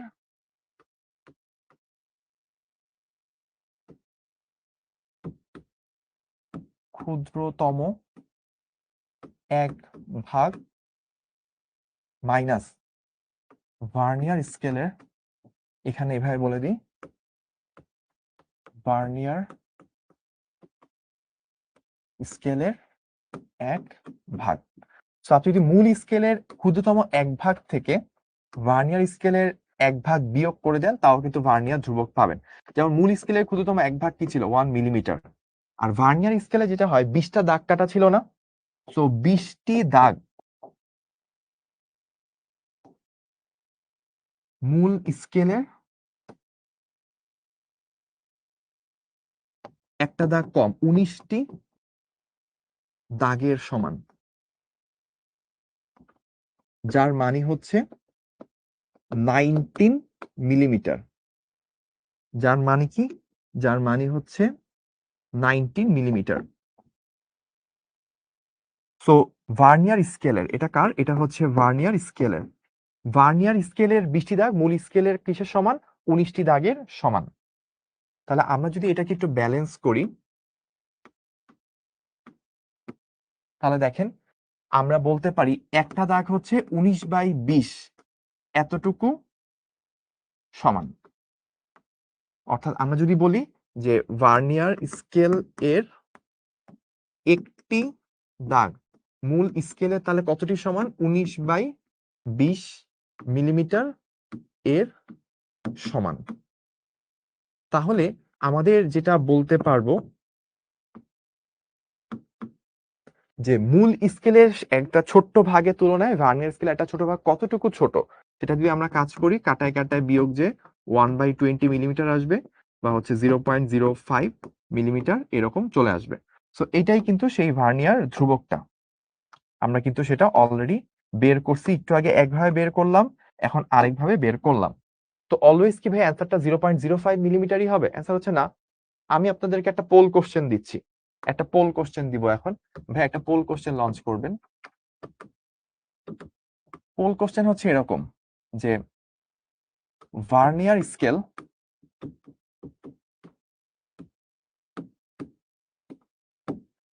স্কেলে 25টি দাগ মূল স্কেলের 24টি দাগের সমান। তাহলে কোশ্চেন কি? কোশ্চেন হচ্ছে VC is equals to what? Vernier ধ্রুবকের মান কত, সেটা হচ্ছে আমাদের প্রশ্ন।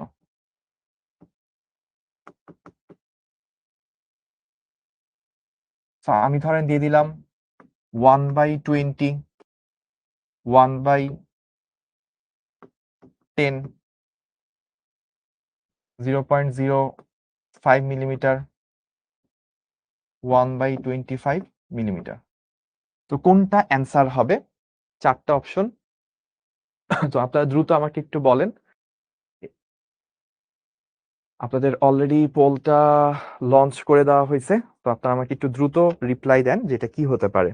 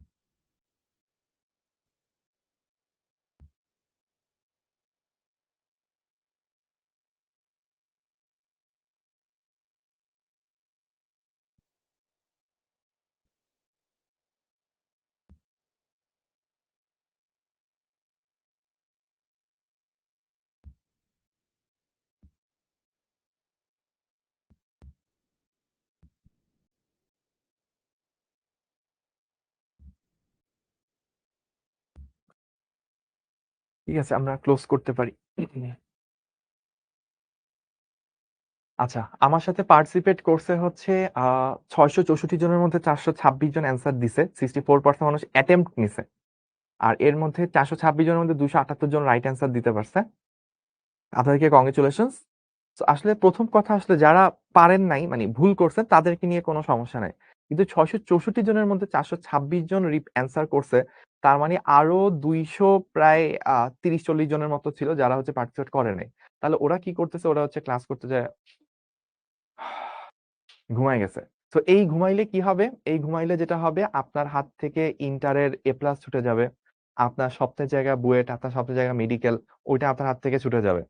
আপনাকে কিরকম হইতে হবে ইন্টারে? আপনার ইন্টারে হইতে হবে যে এরকম, আপনাকে টিচার যা বলবে সেটা তো আপনি করবেন। বরং আপনি এরকম থাকবেন, টিচার একটা ছোট্ট টিপস শিখাইছে, ছোট্ট একটা সিক্রেট শিখাইছে। সেই সিক্রেটটাও যেন আপনার মিস না যায়, ঐরকম অ্যাটেনটিভ হইতে হবে। একটা কোয়েশ্চেন দেখার সাথে সাথেই হাইয়েস্ট পসিবল এফোর্ট আপনাকে দিতে হবে যেন আপনি এটা সলভ করতে পারে। যখন আপনি প্রত্যেকটা মোমেন্টে আপনার ফুল অ্যাটেনশন দিবেন, ফুল ফোকাসটা ওইখানে দিবেন, তখন আপনার রেজাল্ট নিয়ে আপনার টেনশন করা লাগবে না। অটোমেটিক্যালি আপনার রেজাল্ট আসতে থাকবে। আমি একটু বলি আমাদের যে লিডার বোর্ডের নামগুলো ১ নম্বরে আছে হচ্ছে বুয়েট ড্রিমার নাফিজ। ওরে আল্লাহ! সেই নাম। ২ নম্বরে আছে ইসাম মাহমুদ রূপম, তারপর ইফরাত জাহান এলমা, আ তাফসিরুল ইসলাম ফাইয়াজ, তানভীর মাহতাব। ৬ এ আছে তাওহিদ শিকদার, মারিয়া ৭ এ, মিথিলা তারপর ৮ এ, ৯ এ আছে জায়েদ মোহাম্মদ তাজ এবং ১০ এ আছে সাদমান শিহাব প্রত্যয়। আপনাদেরকে অভিনন্দন। সো আমরা এই প্রবলেমটা সলভ করব খুবই ইজি। এটার অ্যান্সার হবে 1/25। সো ২ টা ওয়েতে সলভ করা যায়। সলিউশন ২ রকম। একটা ফার্স্ট ওয়ে। ফার্স্ট ওয়ে কি? ফার্স্ট ওয়ে হচ্ছে আপনার চিন্তা করেন মূল স্কেলে কয়টা মূল স্কেলের ক্ষুদ্রতম এক ভাগ কি? 1 মিলিমিটার। আর আপনার কয়টা দাগ আছে? 25 টা দাগ আছে ভার্নিয়ার স্কেলে। So 1/25 millimetre. এই হচ্ছে অ্যান্সার হবে। এটা একটা ওয়ে। আরেকটা ওয়ে, সেকেন্ড ওয়েতে যদি আমরা চিন্তা করি, তাহলে চিন্তা করেন মূল স্কেলের ক্ষুদ্রতম এক ভাগ, এখান থেকে ভার্নিয়ার স্কেলের 25 ভাগ মূল স্কেলের 24 ভাগের সমান। 24 ভাগ মানে কি? 24 মিলিমিটার। আর এটা কার সমান? 25 মিলিমিটার সমান। তাহলে 25টা ভাগ যদি 24 মিলিমিটারের সমান হয়, একটা ভাগ কি হবে? 24/25 মিলিমিটারের সমান। তাহলে আমরা যদি এইটা হচ্ছে কাজ করি, 1 millimetre minus 24/25 millimetre.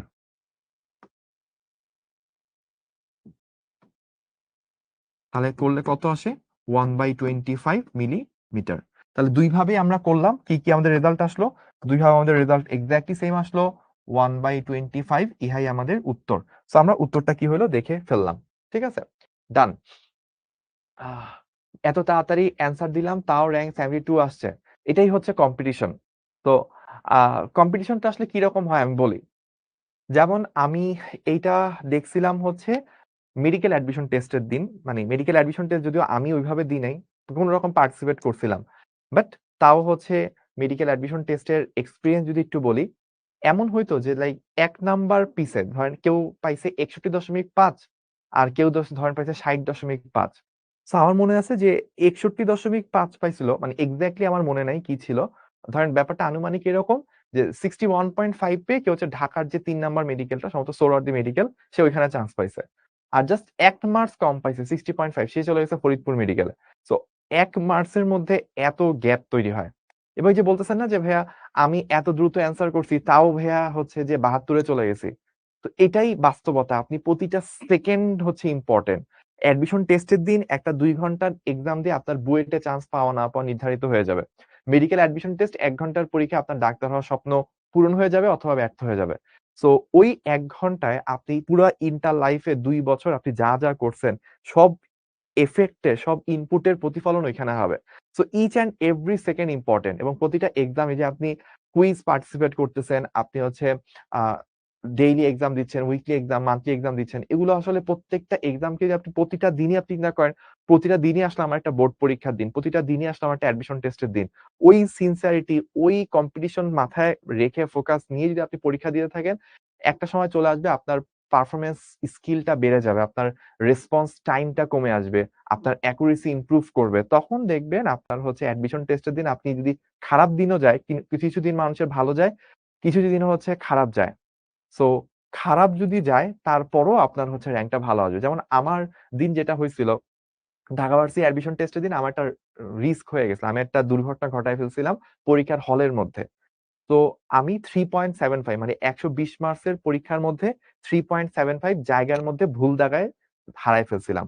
OMR sheet আর চেঞ্জ করে দেয় নাই। তো ওই 3.75 কেটে যাওয়ার পরেও আমার ঢাকা ভার্সিটিতে এত হাজার, হাজার স্টুডেন্টের ভিড়ে ১ম ১০০ র মধ্যে আমি থাকতে পারছিলাম। পজিশন আসছিল 62। সো যদি আমি হয়তো ওই 3.75 না ভুল করতাম, আমার হয়তো ১ম ২০ জনের মধ্যে নাম চলে আসতো।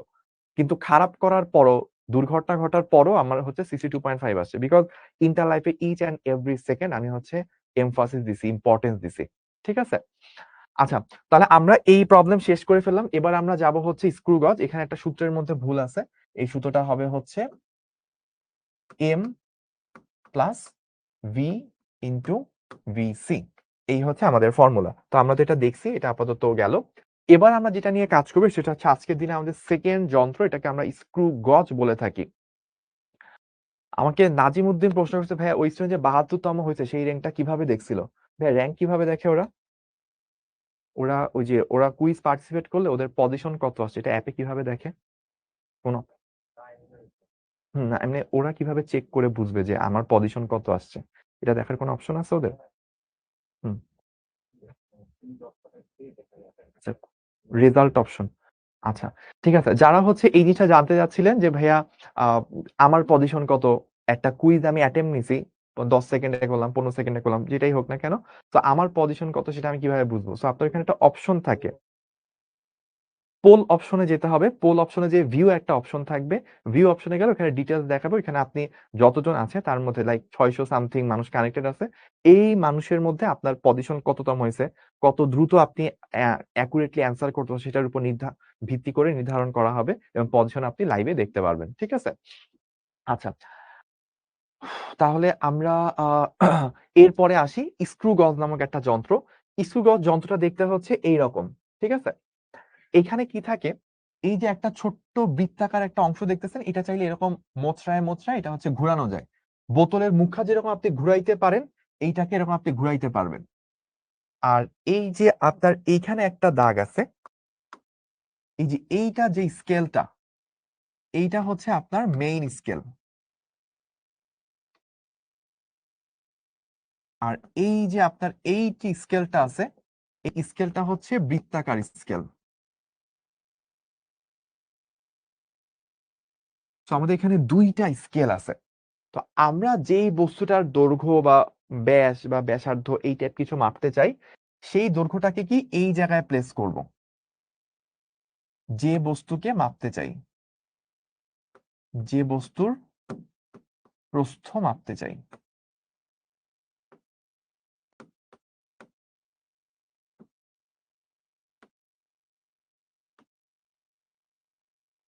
তো যে বস্তুর প্রস্থ মাপতে চাই তাকে আমরা এই জায়গাটার মধ্যে প্লেস করব। ঠিক আছে?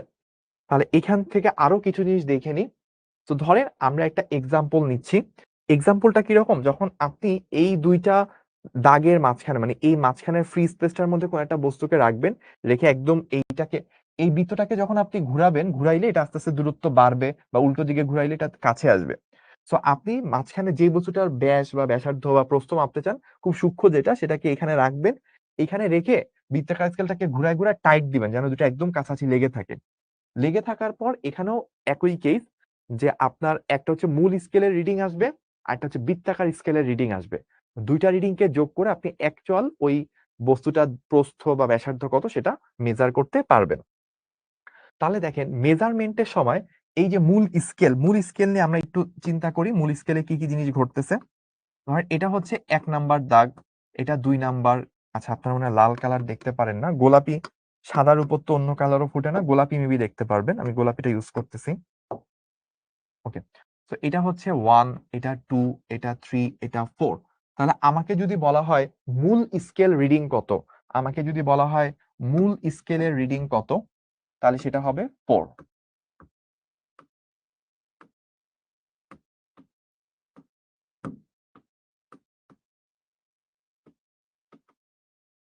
রিডিং এর বাংলা কি? রিডিং এর বাংলা হচ্ছে পার্ট, মূল স্কেল পার্ট বা মূল স্কেলের রিডিং।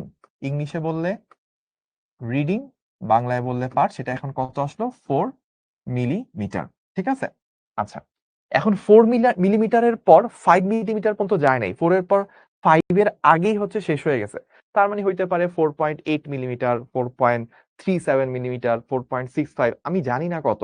সো 4 আর 5 এর মাঝে কতটুকু পরিমাণ, কত মিলিমিটার পরিমাণ গেছে, সেটা বের করার জন্য আমরা স্ক্রু গজ ইউজ করি।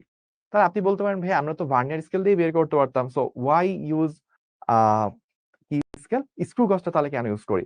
এটার কারণ হচ্ছে ভার্নিয়ার স্কেল দিয়ে দশমিকের পর এক ঘর বা সর্বোচ্চ 0.05 পর্যন্ত অ্যাকুরেসিতে মাপা যায়। মানে আপনি ধরেন এভাবে মাপতে পারবেন যে 12.05, 12.10, 12.15, কিন্তু 12.05 আর 12.1 এটার মাঝখানে 12.07 যদি হয়, সেটা কিন্তু আর ভার্নিয়ার স্কেল দ্বারা মাপা সম্ভব না। কিন্তু স্ক্রু গজ দ্বারা আপনি 0.01 পর্যন্ত অ্যাকুরেসি পর্যন্ত যেতে পারবেন। তো বেশি অ্যাকুরেসি, দশমিকের পর বেশি ঘর পর্যন্ত অ্যাকুরেটলি মাপতে হইলে আপনাকে স্ক্রু গজ ইউজ করতে হবে। ঠিক আছে? আমার নামটা নাই, এত করে খুঁজলাম। নূপুর, নূপুর বলছে। ওর নাম কোথায় নাই সেটা আসলে বুঝতে পারিনি। গোলাপি একটু কম বোঝা যায়। আমাকে কমেন্ট করছে যাই না, একজন বলছে যাই না, কই কই যায় না, আমি এটা বুঝি নাই যদিও। ভাইয়া লালই ঠিক ছিল, লাল ঠিক ছিল, কোনো সমস্যা নেই। দেখেন আমি আবার ঠিক করে দিচ্ছি। আমি একটা ম্যাজিক করব, দেখবেন হচ্ছে ঠিক হয়ে যাবে। ছু মন্ত ছু, এই তো হয়ে গেছে, দেখছেন? বললাম না ভাইয়া ম্যাজিক জানি। এই যে দেখছেন, আমি গোলাপিকে লাল করে দিলাম। তো মূল স্কেলের রিডিং হচ্ছে এখানে 4 মিলিমিটার। এখন হচ্ছে বৃত্তাকার স্কেলের রিডিং নিতে হবে। তো বৃত্তাকার স্কেলের রিডিং যদি নিই, তো বৃত্তাকার স্কেলের রিডিংটা কিভাবে নিতে হয় সেটা একটু বলি।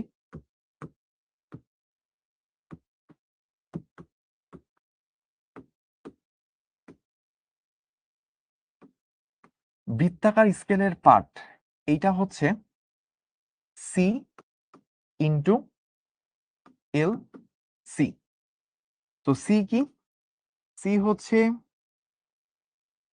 বৃত্তাকার স্কেলের সমাপতন। বৃত্তাকার, এখানে অবশ্য আছে, তো কপি করতে পারি আমি। বৃত্তাকার স্কেল এর সমপাতন। আর এলসি এটা হচ্ছে লঘিষ্ঠ গণন।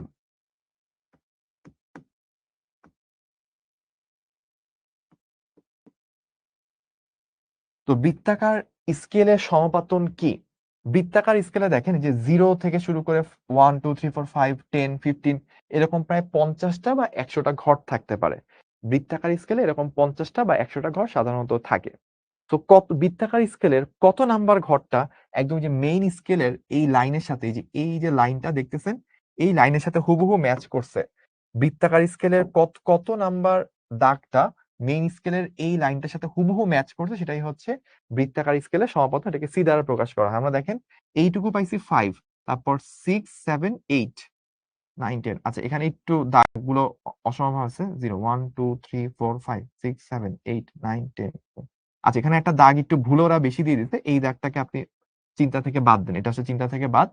তাহলে 6 7 8 9 10। তাহলে এটা হচ্ছে কত নাম্বার দাগ? আমি যদি একটু লাল কালি দিয়ে লিখি, তাহলে এই দাগটা হচ্ছে 6 নাম্বার। এইটা কত নাম্বার? এটা হচ্ছে 7 নাম্বার। তাহলে আমাদের সি, সি এখানে কত আসবে? 7। সি আসবে হচ্ছে 7। আর লঘিষ্ঠ গণন, লঘিষ্ঠ গণন কিভাবে হিসাব করে? লঘিষ্ঠ গণন হচ্ছে পিচ বাই বৃত্তাকার স্কেলের ভাগ সংখ্যা।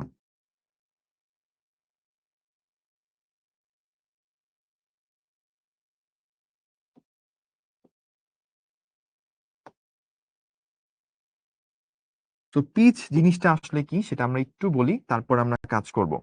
পিচ হচ্ছে নর্মালি হয় 1 মিলিমিটার। আর আমাদের এখানে বৃত্তাকার স্কেলে আমরা একটু আগে দেখছিলাম কয়টা ভাগ আছে। এই যে আমরা এখানে দেখছিলাম টোটাল ঘুরতে ঘুরতে 45 থেকে 50 পর্যন্ত যে আবার 0 শুরু হয়েছে। তার মানে এখানে হচ্ছে আমাদের ভাগ আছে 50টা। তাহলে 1/50, দ্যাট মিনস 0.02 মিলিমিটার। এইটা হচ্ছে এই স্কেলের জন্য আমার কি বের করলাম, এই স্কেলের জন্য আমার লঘিষ্ঠ গণন বের করলাম। এখন পিচ জিনিসটা কি এবং এটা কেন 1 মিলিমিটার হয়? পিচ জিনিসটা হচ্ছে 1 মিলিমিটার, এটার মানে বোঝায় যে বৃত্তাকার স্কেলে তো 50টা দাগ আছে। তো 0 থেকে ঘুরাইতে ঘুরাইতে আমি যদি পুরো 50 পর্যন্ত ঘুরাই, মানে পুরো বৃত্তাকার স্কেলটাকে একটা পূর্ণ ঘূর্ণন, মানে 360 ডিগ্রি ঘুরাবো বা একটা পূর্ণ আবর্তন দিব। আবর্তন দিলে মূল স্কেলটা বরাবর বৃত্তাকার স্কেলটা একটু ডানে সরে আসবে। তো পুরা একটা আবর্তন দিলে বৃত্তাকার স্কেলটা কতটুক ডানে সরে আসে, এটাকেই বলা হয় পিচ। এবং সাধারণত এমন ভাবেই ডিজাইন করা হয় যেন পুরা বৃত্তাকার পটটা বা পুরা বৃত্তাকার স্কেল 360 ডিগ্রি বা একবার পূর্ণ ঘূর্ণন দিলে এটা 1 মিলিমিটার ঘুরে, এইভাবে ওটা সেট করা হয়। তো পিচ বাই বৃত্তাকার স্কেলের ভাগ সংখ্যা 0.02 মিলিমিটার আসছে। তো বৃত্তাকার স্কেলের ভাগ সংখ্যা যদি 50টা না হয় 100টা হয়, তাহলে 1/100 এটা আসতো তখন 0.01 মিলিমিটার। ঠিক আছে? তাহলে আমরা এইটুকু পর্যন্ত করে ফেললাম। তাহলে এখন আমাকে যদি বলা হয় আলটিমেট রেজাল্ট, তাহলে আমাদের রেজাল্ট কত আসবে? রেজাল্টটা চলেন আমরা বের করি। রেজাল্ট তাহলে বা মেইন পার্ট বা অ্যাকচুয়াল ফুল রিডিং, সেটা হচ্ছে মূল স্কেল পার্ট প্লাস আমার সি ইন্টু এল সি। তাহলে আমাদের মূল স্কেলের পার্ট কত আসছিল? 4 মিলিমিটার। সি কত আসছে? কত নাম্বার দাগটা হুবহু মিলছে? 7 নাম্বার দাগটা। সো 7 ইন্টু এলসি কত? 0.02। তাহলে 7 দুগুণে 14। তাহলে আমাদের আলটিমেটলি কত আসে? 4.14 মিলিমিটার। তো এইভাবে হচ্ছে এই টাইপের প্রবলেম গুলো আমরা সলভ করতে পারি। ঠিক আছে? তাহলে এইটুকু পর্যন্ত কে কে বুঝতে পারছেন ভাইয়াকে একটু কমেন্ট করে জানান যে ভাইয়া এইটুকু পর্যন্ত ক্লিয়ার।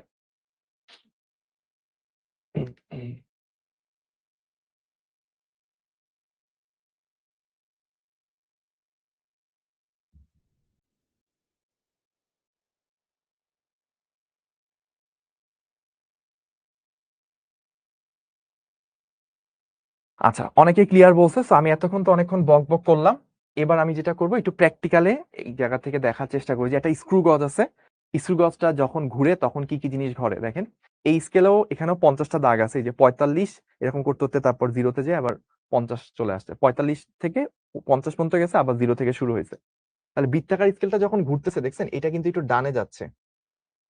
বৃত্তাকার স্কেল বামে এইদিকে ঘুরতেছে, এটা বামে আসতেছে, আর ওইদিকে ঘুরলে ডানে যায়। আচ্ছা, তো খেয়াল করেন এখানে কিছু জিনিস বলা হচ্ছে, এটা আমাদের আপাতত এই জায়গায় লাগবে না, একটু সামনে লাগবে। আমরা একটা র্যান্ডম ভিডিও থেকে এটা দেখার চেষ্টা করতেছি। তো আমাদের যেটা হচ্ছে এই যে যেই জিনিস আমরা মাপতে চাই সেই জিনিসটাকে কোথায় রাখবো? এই যে দুইটা জায়গা, এই দুইটা জায়গার মাঝখানে আমরা এই বস্তুটাকে রাখবো। রাখার পর দেখেন আমরা হচ্ছে এই জায়গায় একটু পজ দিই। আচ্ছা, পজ দিলে একটু সামনে আগায় গেছে। ওকে, এখানে দেখেন আমাদের কিছু জিনিস চলে আসতেছে। সেটা হচ্ছে আমরা এই যে এটা হচ্ছে আমাদের মূল স্কেল, আর এটা হচ্ছে বৃত্তাকার স্কেল। মূল স্কেলের 5, 10, 11, 12, 12 নাম্বার দাগ পর্যন্ত অলরেডি অতিক্রম করে ফেলছে। তো 12 পয়েন্ট সামথিং, মানে 12 মিলিমিটারের পর আরেকটু গেছে। তো 12 পয়েন্ট কত মিলিমিটার সেটা বের করার জন্য দেখেন আমাদের লাগবে কি, এই যে এখানে 10 আর 11, 10 এবং 11 নাম্বারের মাঝামাঝি একটা দাগ হচ্ছে হুবহু এই যে মেইন স্কেলের লাইনের সাথে মিলে গেছে।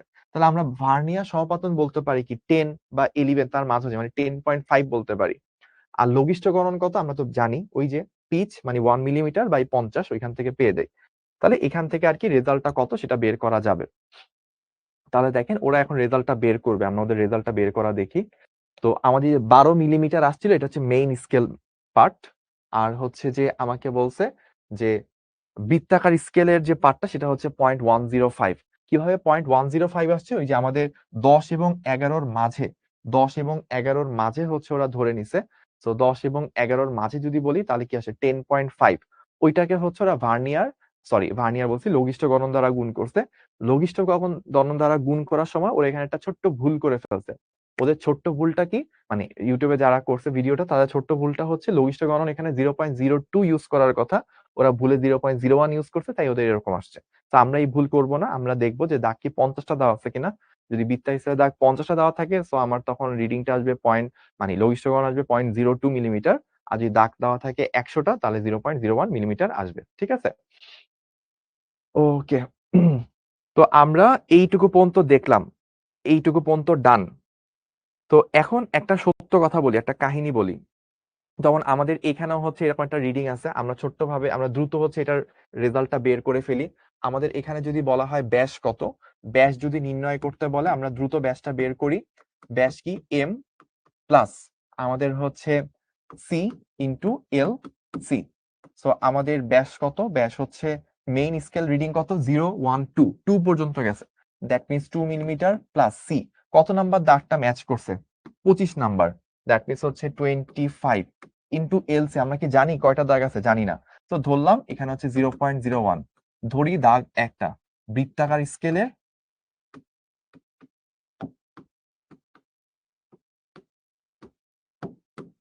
মোট দাগ সংখ্যা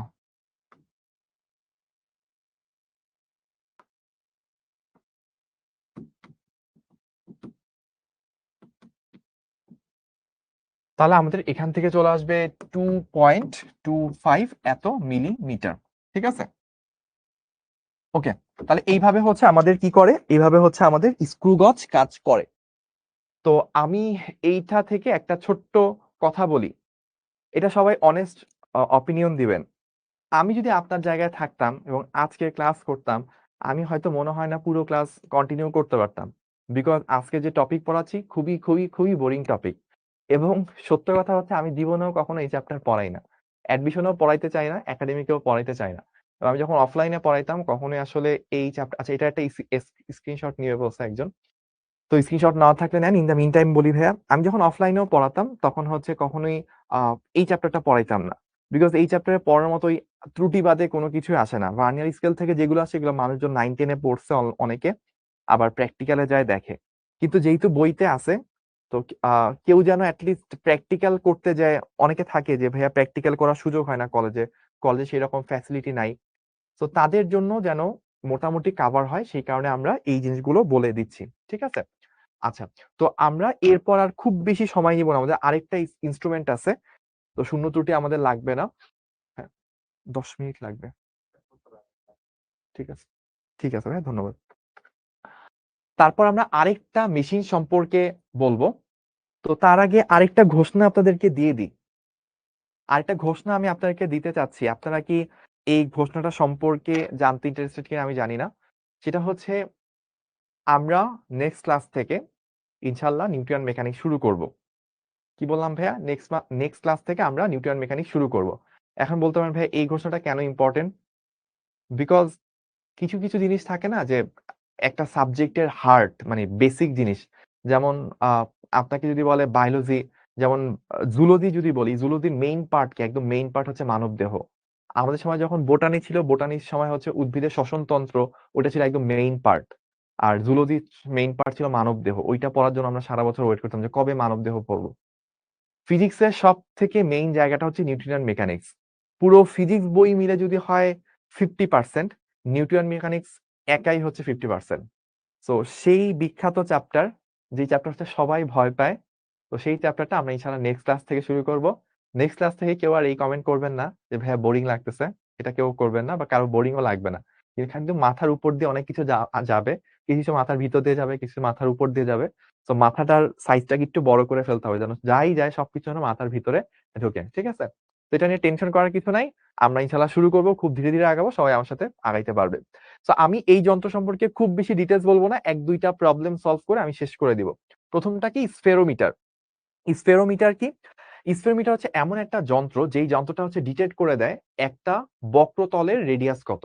ধরেন আপনাকে একটা বক্রতল দিয়েছে, যে আমাদের চশমা, চশমাও যদি আপনি দেখেন, চশমার গ্লাসটা খুলেন, মানে আমার সামনে চশমা আছে, চশমার গ্লাসটা আমি খুলে ফেললাম, খুলে তারপর হচ্ছে ওই গ্লাসটা নিয়ে আমি যদি টেবিলের উপর রাখি, ওটা কি একদম মাটির সাথে ফ্ল্যাট হয়ে থাকবে নাকি একটু বাঁকা হয়ে থাকবে? বাঁকা হয়ে থাকবে। তো ওইটা নিশ্চয়ই একটা বক্রতলের একটা অংশ। তো ওই বক্রতলটা, সেটাতে একটা গোলক বা কিছু একটা অংশ, সো ওইটার রেডিয়াস কত সেটা যদি বের করতে হয়, যেই যন্ত্র ইউজ করা হয় সেটার নাম স্ফেরোমিটার। স্ফেরোমিটারে কি থাকে? 3টা পা থাকে। তো এই যে এগুলোকে বলা হয় পা। এগুলোকে কি বলা হয়? এগুলোকে বলা হয় পা। এটা হচ্ছে পা 1, এটা হচ্ছে পা 2, আর এটা হচ্ছে পা 3। তো স্ফেরোমিটারে 3টা পা থাকে। তো এই যে পা গুলোর মাঝখানে যে ডিস্টেন্স গুলো আছে, সেই ডিস্টেন্স গুলোকে আমরা কি বলে থাকি? সেই ডিস্টেন্স গুলোকে বলা হয় ডি। সো সেই ডিস্টেন্স গুলাকে, ধর এটাকে বললাম D1, এটাকে D2, এটা D3। সো এভারেজ একটা ডি বের করা হয়। এভারেজ ডিটা কত হয়? এভারেজ ডিটা হয় হচ্ছে always D1 plus D2 plus D3, তিনটা যোগ করে যদি 3 দ্বারা ভাগ করি, সেটাই আসলে গড় দূরত্ব। এটাকে কি বলা হয়? পা গুলোর গড় দূরত্ব, বা পায়ের গড় দূরত্ব, আমরা এভাবে বলতে পারি। ঠিক আছে, আচ্ছা। আরেকটা কি হয়? এই যে মাঝখানে দেখবে একটা সার্কুলার স্কেল, আমি জানি না আপনারা বোর্ডের লেখা ছোট খুব দেখতে পাচ্ছেন কিনা, এটা হচ্ছে বৃত্তাকার স্কেল। বৃত্তাকার স্কেল। তো এইটার কাজ কি ভাইয়া? যখন আপনি বক্রতলটা এখানে রাখবেন, মানে আপনি যদি একটা ফ্ল্যাট সারফেসের উপর এটা রাখেন, তাহলে এই বৃত্তাকার স্কেলটা একেবারে জিরো দাগ বরাবর। দেখেন এখানে হচ্ছে দাগটা কি দেখাচ্ছে, এটা হচ্ছে একদম জিরো দেখাচ্ছে। আপনি যখন ফ্ল্যাট সারফেসে রাখবেন, জিরোটা জিরোতেই থাকবে। আপনি যখন একটা কার্ভের উপর রাখবেন, তখন এই দাগটা উপরে চলে যেতে পারে। যদি সেটা উত্তল তল হয়, মানে উঁচু তল, এরকম বাঁকা হয়ে উঁচু হয়ে আছে, এই তলের উপর রাখলে, মানে ফ্ল্যাট সারফেসের উপর রাখছেন, কাঁটাটা একদম জিরো রিডিং এ থাকবে। এরকম উত্তল তল, উঁচু তলের উপর রাখবেন, এই বৃত্তাকার স্কেলটা একটু উপরে উঠে যাবে। আর যদি আপনি একটা অবতল তলে রাখেন, যে ফ্ল্যাট সারফেস, তো ফ্ল্যাট সারফেসে জিরো হয়, অবতল তলে রাখছেন, এটা একটু নিচের দিকে নেগেটিভে চলে যাবে। তো এই বৃত্তাকার স্কেলটা কতটুকু উপরে উঠছে না উঠছে সেটার উপর ভিত্তি করে, যে এই বৃত্তাকার স্কেল কতটুকু উপরে উঠে, সেটাকে আমরা এইচ বলে থাকি। দেখি এইচ রিলেটেড কোনো চিত্র আছে কিনা আমাদের কাছে। সো এইচ রিলেটেড দেখেন, এই যে আমরা একটা চিত্র দেখতেছি, আমরা এখানে একটা মানচিত্র বা গ্লোবের উপরে এটা এই বৃত্তাকার স্কেলটা বসাইছে, ও একটু উপরে চলে গেছে। সো ও কতটুকু উপরে যায়, মানে নর্মাল এই যে আমাদের পায়ের দাগগুলো, অর্থাৎ আমরা যদি চিন্তা করি আমাদের পা গুলো কোন লেভেলে আছে, এই যে এই লেভেলে আছে, এই লেভেলে আছে পা গুলো। তো এইখান থেকে কতটুকু উঁচুতে আসলে আমাদের বৃত্তাকার স্কেলটার মূল আদিবিন্দুটা শুরু হয়েছে, এটাকে আমরা এইচ বলে থাকি। তো এইচ হচ্ছে কি, এইচ হচ্ছে ওয়ান কাইন্ড অফ উচ্চতা। এইচ কে আমরা উচ্চতা বলে থাকি।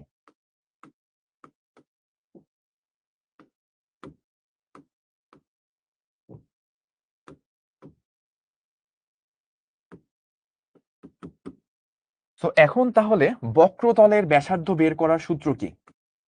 বক্রতলের ব্যাসার্ধ, বক্রতলের ব্যাসার্ধ বের করতে চাইলে সূত্র হচ্ছে আর।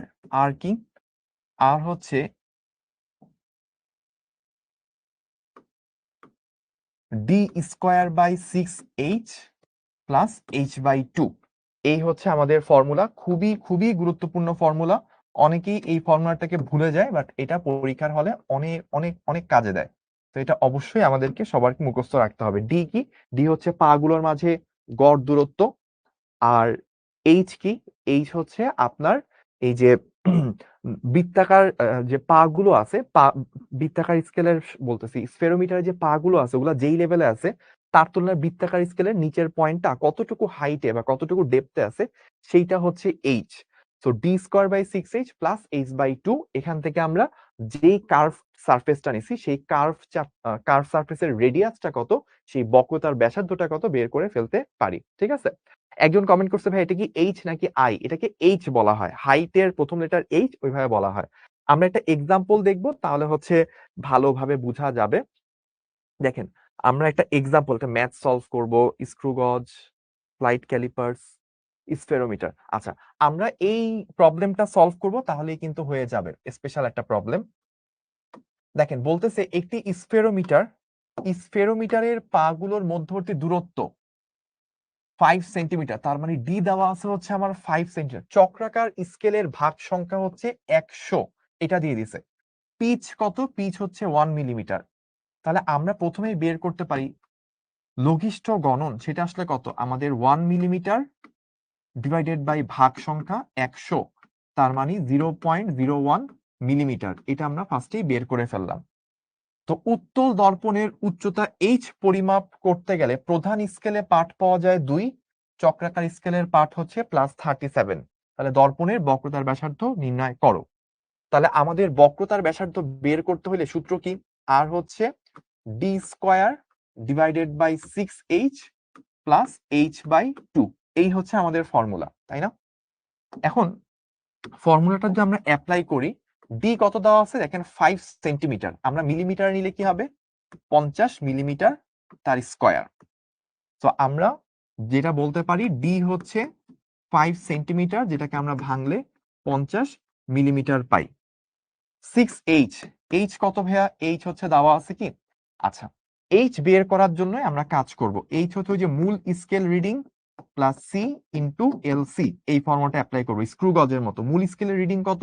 মূল স্কেলের হচ্ছে 2 আসছে, তার মানে 2 মিলিমিটার প্লাস সি কত? 37।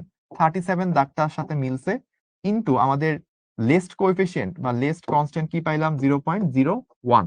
তাহলে এখান থেকে পাইছি 2.37 এত মিলিমিটার।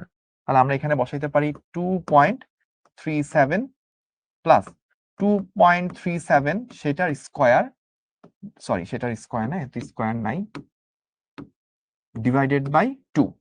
তাহলে এইখান থেকে বক্রতলের ব্যাসার্ধ কত সেটা হচ্ছে বের হয়ে যাবে।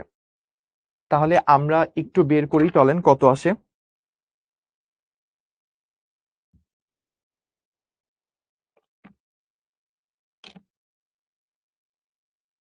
50 square divided by 6 into 2.37 5 centimetre. আচ্ছা, তারপর হচ্ছে প্লাস প্লাস কি আসছে 2.37 ডিভাইডেড বাই হচ্ছে আমাদের এখানে কত আসলো 2, তাহলে চলে আসছে 176.99। তো 176.99 মিলিমিটার, ঠিক আছে, বা আপনি বলতে পারেন 17.699 সেন্টিমিটার।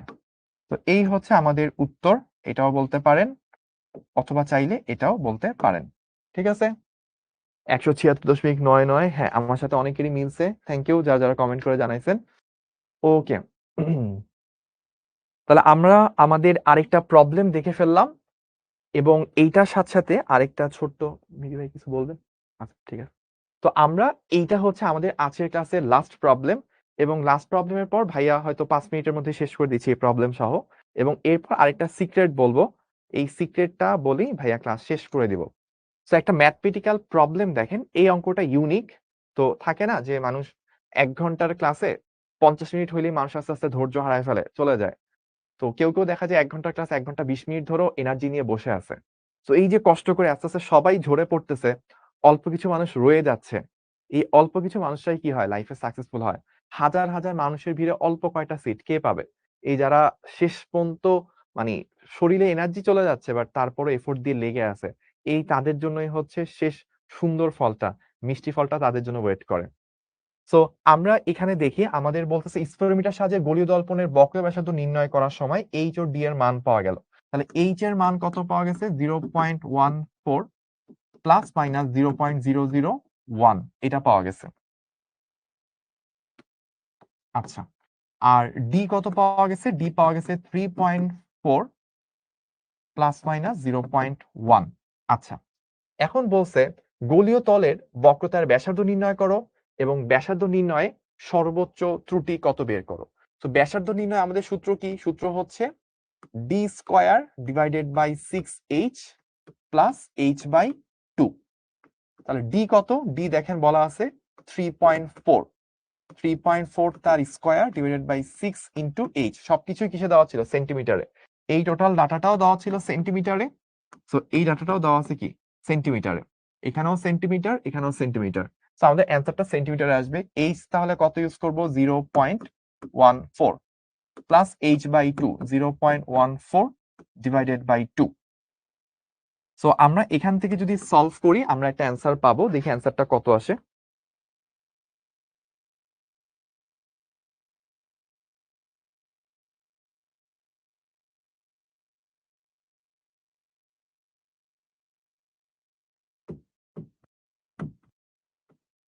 $13.8319 এত সেন্টিমিটার, এই হচ্ছে আমার উত্তর কত চলে আসলো, ঠিক আছে। এখন আমাকে জিজ্ঞেস করছে ব্যাসার্ধ নির্ণয়ে সর্বোচ্চ ত্রুটি। তো আমাকে বলছে কি ব্যাসার্ধ নির্ণয়ে সর্বোচ্চ ত্রুটি কত। তাহলে এইটা যখন আমি বের করব, এই জায়গাটা সেন্সিটিভ। কেন সেন্সিটিভ? আমরা এতদিন তো এই টাইপের প্রবলেম সলভ করে আসছি। যেমন আমি আপনাদেরকে একটা প্রবলেম দেখাই, একদম ক্লাসের শুরুতে আমি একটা অঙ্ক করাইছিলাম আপনাদেরকে, এই যে এই টাইপের অঙ্ক করছিলাম। এখানে দেখেন কোন একটা আউটপুট, এখানে যতগুলো ইনপুট ছিল পি কিউ আর এস সবগুলো কি ছিল? গুণ আকারে ছিল, কোনটা কিন্তু যোগ আকারে নাই। কিন্তু যদি আপনাকে যোগ আকারে দেওয়া থাকে তাহলে কিভাবে সলভ করতে, এটা কিন্তু কেউ শেখায় না, এটা বইতেও নাই, এটা খুবই স্পেশাল প্রবলেম। যদি কোনোদিন বুয়েট থেকে বা ভার্সিটিতে খুব স্পেশাল জায়গায় কোনো খুব কঠিন কোশ্চেন এই চ্যাপ্টার থেকে আসে, তাহলে সেই অঙ্কটা হবে এই অঙ্কটা। তো ভাইয়া এখন যে অঙ্কটা করতেছি এই অঙ্কটা হবে সেই অঙ্কটা, যদি কখনো বুয়েটে যদি এই চ্যাপ্টার থেকে কোনো স্পেশাল অঙ্ক চলে আসে তখন এই অঙ্কটা আসবে। তো সেই অঙ্কটা হচ্ছে আমরা করব এখন। তাহলে কিভাবে করব খেয়াল করেন। প্রথমত আমরা এটা বুঝি, যখন জাস্ট মানটা ব্যাসার্ধটা বের করতে বলে তখন এই যে অ্যাকচুয়াল মানগুলো নিয়ে কাজ করা লাগে। আর যখন আপনি ত্রুটি বের করবেন তখন আপনি দেখেন কিভাবে বের করবেন। আর ম্যাক্স যদি বের করেন তখন ডি এর জায়গায় কি বসাইতে হবে, ওই যে D max square by 6 H max plus H max by 2। তাহলে এটা যদি করেন ডি তো কত ছিল 3.4 প্লাস 1 যদি যুক্ত হয় 3.5, সেটা হবে maximum divided by 6h। H এর ম্যাক্সিমাম ভ্যালু কত 0.14 এর সাথে 0.001 যুক্ত হয়েছে, মানে 0.141 প্লাস এইচ ম্যাক্স হচ্ছে 0.141 তার স্কোয়ার ডিভাইডেড বাই 2। তাহলে এইটা আপনি তখন বের করতে পারবেন। আমি যদি এটা বের করি কত আসে আমার একটু দেখি, 3.4, এটা হয়ে গেছে 3.5 square divided by 6 into H 0.141 plus 0.141 divided by 2, answer চলে আসছে 14.55। এটা চলে আসছে আমার অ্যান্সার, এত সেন্টিমিটার। সো এখন আপনি তখন বের করতে পারবেন যে ব্যাসার্ধ নির্ণয়ে সর্বোচ্চ ত্রুটি। সো আপনি সর্বোচ্চ মান কত হইতে পারে সেটা বের করছেন, অ্যাকচুয়াল মান কত হয়েছে সেটা বের করছেন, অতএব আর নির্ণয়। এখন আপনি এই কমেন্টটা করতে পারেন যে ভাইয়া অতএব আর নির্ণয়ে ম্যাক্সিমাম ত্রুটি বা সর্বোচ্চ ত্রুটি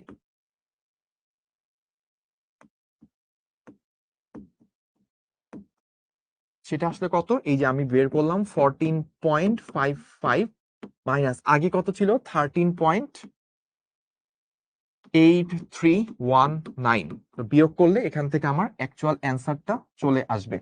তাহলে আমি এখানে বের করি 13.8319, 0.7185 এত সেন্টিমিটার। তো এই হচ্ছে আমার সর্বোচ্চ ত্রুটি কত হইতে পারে সেটা আমরা বের করে ফেললাম। ঠিক আছে, তো এখানে একটা জিনিস খুবই ইম্পর্টেন্ট মাথায় রাখবেন, যখন আপনার রাশিগুলো গুণের পরিবর্তে যোগও চলে আসবে, যেমন এখানে তো ডি স্কোয়ার 6h এগুলো তো গুণ ভাগ আকারে, এটা নিয়ে সমস্যা নেই। কিন্তু যদি যোগ আকারে কোনো কিছু চলে আসে ইকুয়েশনের মধ্যে, তখন আপনাকে যেটা করতে হবে ডি এইচ যে কয়টা রাশি আছে প্রত্যেকটার ম্যাক্সিমাম ভ্যালু বের করে আপনাকে একটা ভ্যালু বের করতে হবে। আর অ্যাকচুয়াল ভ্যালুগুলো ডি এর অ্যাকচুয়াল ভ্যালু, এইচ এর অ্যাকচুয়াল ভ্যালু যেমন 3.4 0.14 এগুলো বসে একটা ভ্যালু বের করবেন। আর মিনিমাম ভ্যালু ডি এর মিনিমাম ভ্যালু, এইচ এর মিনিমাম ভ্যালু বসে আর এর মিনিমাম ভ্যালু বের করবেন। তাহলে আপনার যে আর ম্যাক্সিমাম যেটা ভ্যালু আসছে ওইখান থেকে অ্যাকচুয়াল আর এর মান বিয়োগ করলে আপনি এখানে একটা এরর পাবেন। আবার আর মিনিমাম যেটা আসছে ওইটা থেকে আপনি অ্যাকচুয়াল আর বিয়োগ করলে আরেকটা আপনি এরর পাবেন। দুইটা এররের মধ্যে কম্পেয়ার করবেন কোনটা বড়, সেটাই হচ্ছে আপনার সর্বোচ্চ ত্রুটি হবে। তো আমি অপরটা করি নাই, আমি আমার ইনটিউশন থেকে অলরেডি বুঝতে পারতেছি যদি মিনিমাম নিয়ে কাজ করি আর এবং আর মিনিমামের ডিফারেন্স যা হবে আর এবং আর ম্যাক্সিমাম ডিফারেন্স তার থেকে বেশি হবে। তো সর্বোচ্চ ত্রুটিটা এই জন্য আর ম্যাক্সিমাম থেকে আর বাদ দিলেই পাওয়া যাচ্ছে। তো আপনি একটু বাসায় চাইলে ট্রাই করে দেখতে পারেন, আর মিনিমামটা বের করবেন, আর থেকে আর মিনিমামটা বাদ দিয়ে দেখবেন ত্রুটি কত আসে, দেখবেন যে আপনার এই ত্রুটিটাই বেশি আসছে আর মিনিমামের সাথে যে ত্রুটিটা ওইটা কম আসছে। তো এই হচ্ছে আমাদের প্রবলেম। একটা কাজ করবেন, যারা শেষ পর্যন্ত 450-র বেশি মানুষ প্রেজেন্ট আছেন আমার ক্লাসে, আমি এক্সপেক্ট করি নাই যে আজকের ক্লাসটা হচ্ছে ফিজিক্সের ইতিহাসে আপনার জন্য সব থেকে বোরিং ক্লাস। এই ক্লাসের মতো বোরিং ক্লাস কখনো হয় না, আমি নিজেও হয়তো থাকতে পারতাম না এই ক্লাসে। তো সিক্রেট বলছিলাম, সিক্রেটটা 1 মিনিটেই বলে ফেলি। সিক্রেট হচ্ছে যেই জিনিসটা সবাই এনজয় করে, যেই ম্যাথটা সবাই পারে, যেই কাজটা আর 10টা মানুষ করতে পারে, সেই কাজটা যদি আপনিও করেন আপনি ওই আমজনতার মধ্যেই থাকবেন। যেই কাজটা আর 10 জন মানুষ পারে না, যেই কাজটা 100 জনের মধ্যে 1-2 জন জাস্ট শেষ পর্যন্ত লেগে থাকতে পারে, সেই কাজটা যখন আপনি করতে শিখবেন তখন আপনি আপনার স্বপ্নের জায়গায় পৌঁছাইতে পারবেন। আই রিপিট, যেই কাজটা আর 100 জন মানুষ পারতেছে না, 10 জন মানুষ ছেড়ে দিচ্ছে, সেই কাজটায় আপনি লেগে আছেন, সেটাই নির্ধারিত করে দিবে আপনার সেই স্বপ্নের জায়গায় পৌঁছানোটা। তো আজকের ক্লাস লাস্ট অঙ্ক, হয়তো লাস্ট অঙ্ক মতো ম্যাক্সিমাম মানুষ ছিল না, আপনি ছিলেন, আপনি একটা স্ক্রিনশট নিয়ে রাখেন। বুয়েট থেকে যদি কোনোদিন এই চ্যাপ্টার থেকে ম্যাথ আসে, এই ম্যাথটা সেই ম্যাথ হবে, সেম সূত্র, সেম টাইপের হবে, হয়তো ডাটাগুলো একটু 10-এর জায়গায় 15 দিবে, 20 দিবে। একটা স্ক্রিনশট রাখতে পারেন। শিখবো জিতবোতে আমাদের সাথে ম্যাথটা শেয়ার করতে পারেন। কেমন লাগছে জানাইতে পারেন। সবথেকে বোরিং দিনটাও যদি আপনি বুঝে যান, সবথেকে বোরিং ক্লাসটাও যদি আপনি এনজয় করে ফেলতে পারেন, তাহলে মাথায় রাখবেন আপনার সাকসেস কেউ ঠেকাইতে পারবে না। তো this was the boring class of physics. ফিজিক্সের টোটাল ২ বছরের জার্নিতে আপনার সবথেকে বোরিং ক্লাসটা শেষ হয়ে গেছে। এরপর ফিজিক্স আর যে কোনো ক্লাসই করেন না কেন আপনার বোরিং লাগবে না যদি আপনি এই ক্লাসটা এনজয় করতে পারেন। তো আজকের ক্লাসে ভাই আর কিছু বলবো না। ভৌত জগৎ পরিমাপ থেকে অনেক কিছু শেয়ার করছি। আর কিছু সায়েন্টিস্টদের নাম-টাম আছে এগুলো একটু পড়ে নিয়েন। তো ১.৫-২ বছর পরে যখন আপনি আবার অ্যাডমিশনের জন্য পড়তে যাবেন, হয়তো এই চ্যাপ্টারটা দেখা যাবে অ্যাডমিশনে খুব একটা ডিটেইলসে পড়াবে না। তখন ভাইয়ার এই ক্লাসগুলো রেকর্ড থেকে দেখে নিয়ে আপনি হয়তো অনেক বেনিফিট পেতে পারবেন। তো আজকের ক্লাস এই পর্যন্তই। সবাই ভালো থাকবেন, সুস্থ থাকবেন। আল্লাহ হাফেজ। আসসালামু আলাইকুম।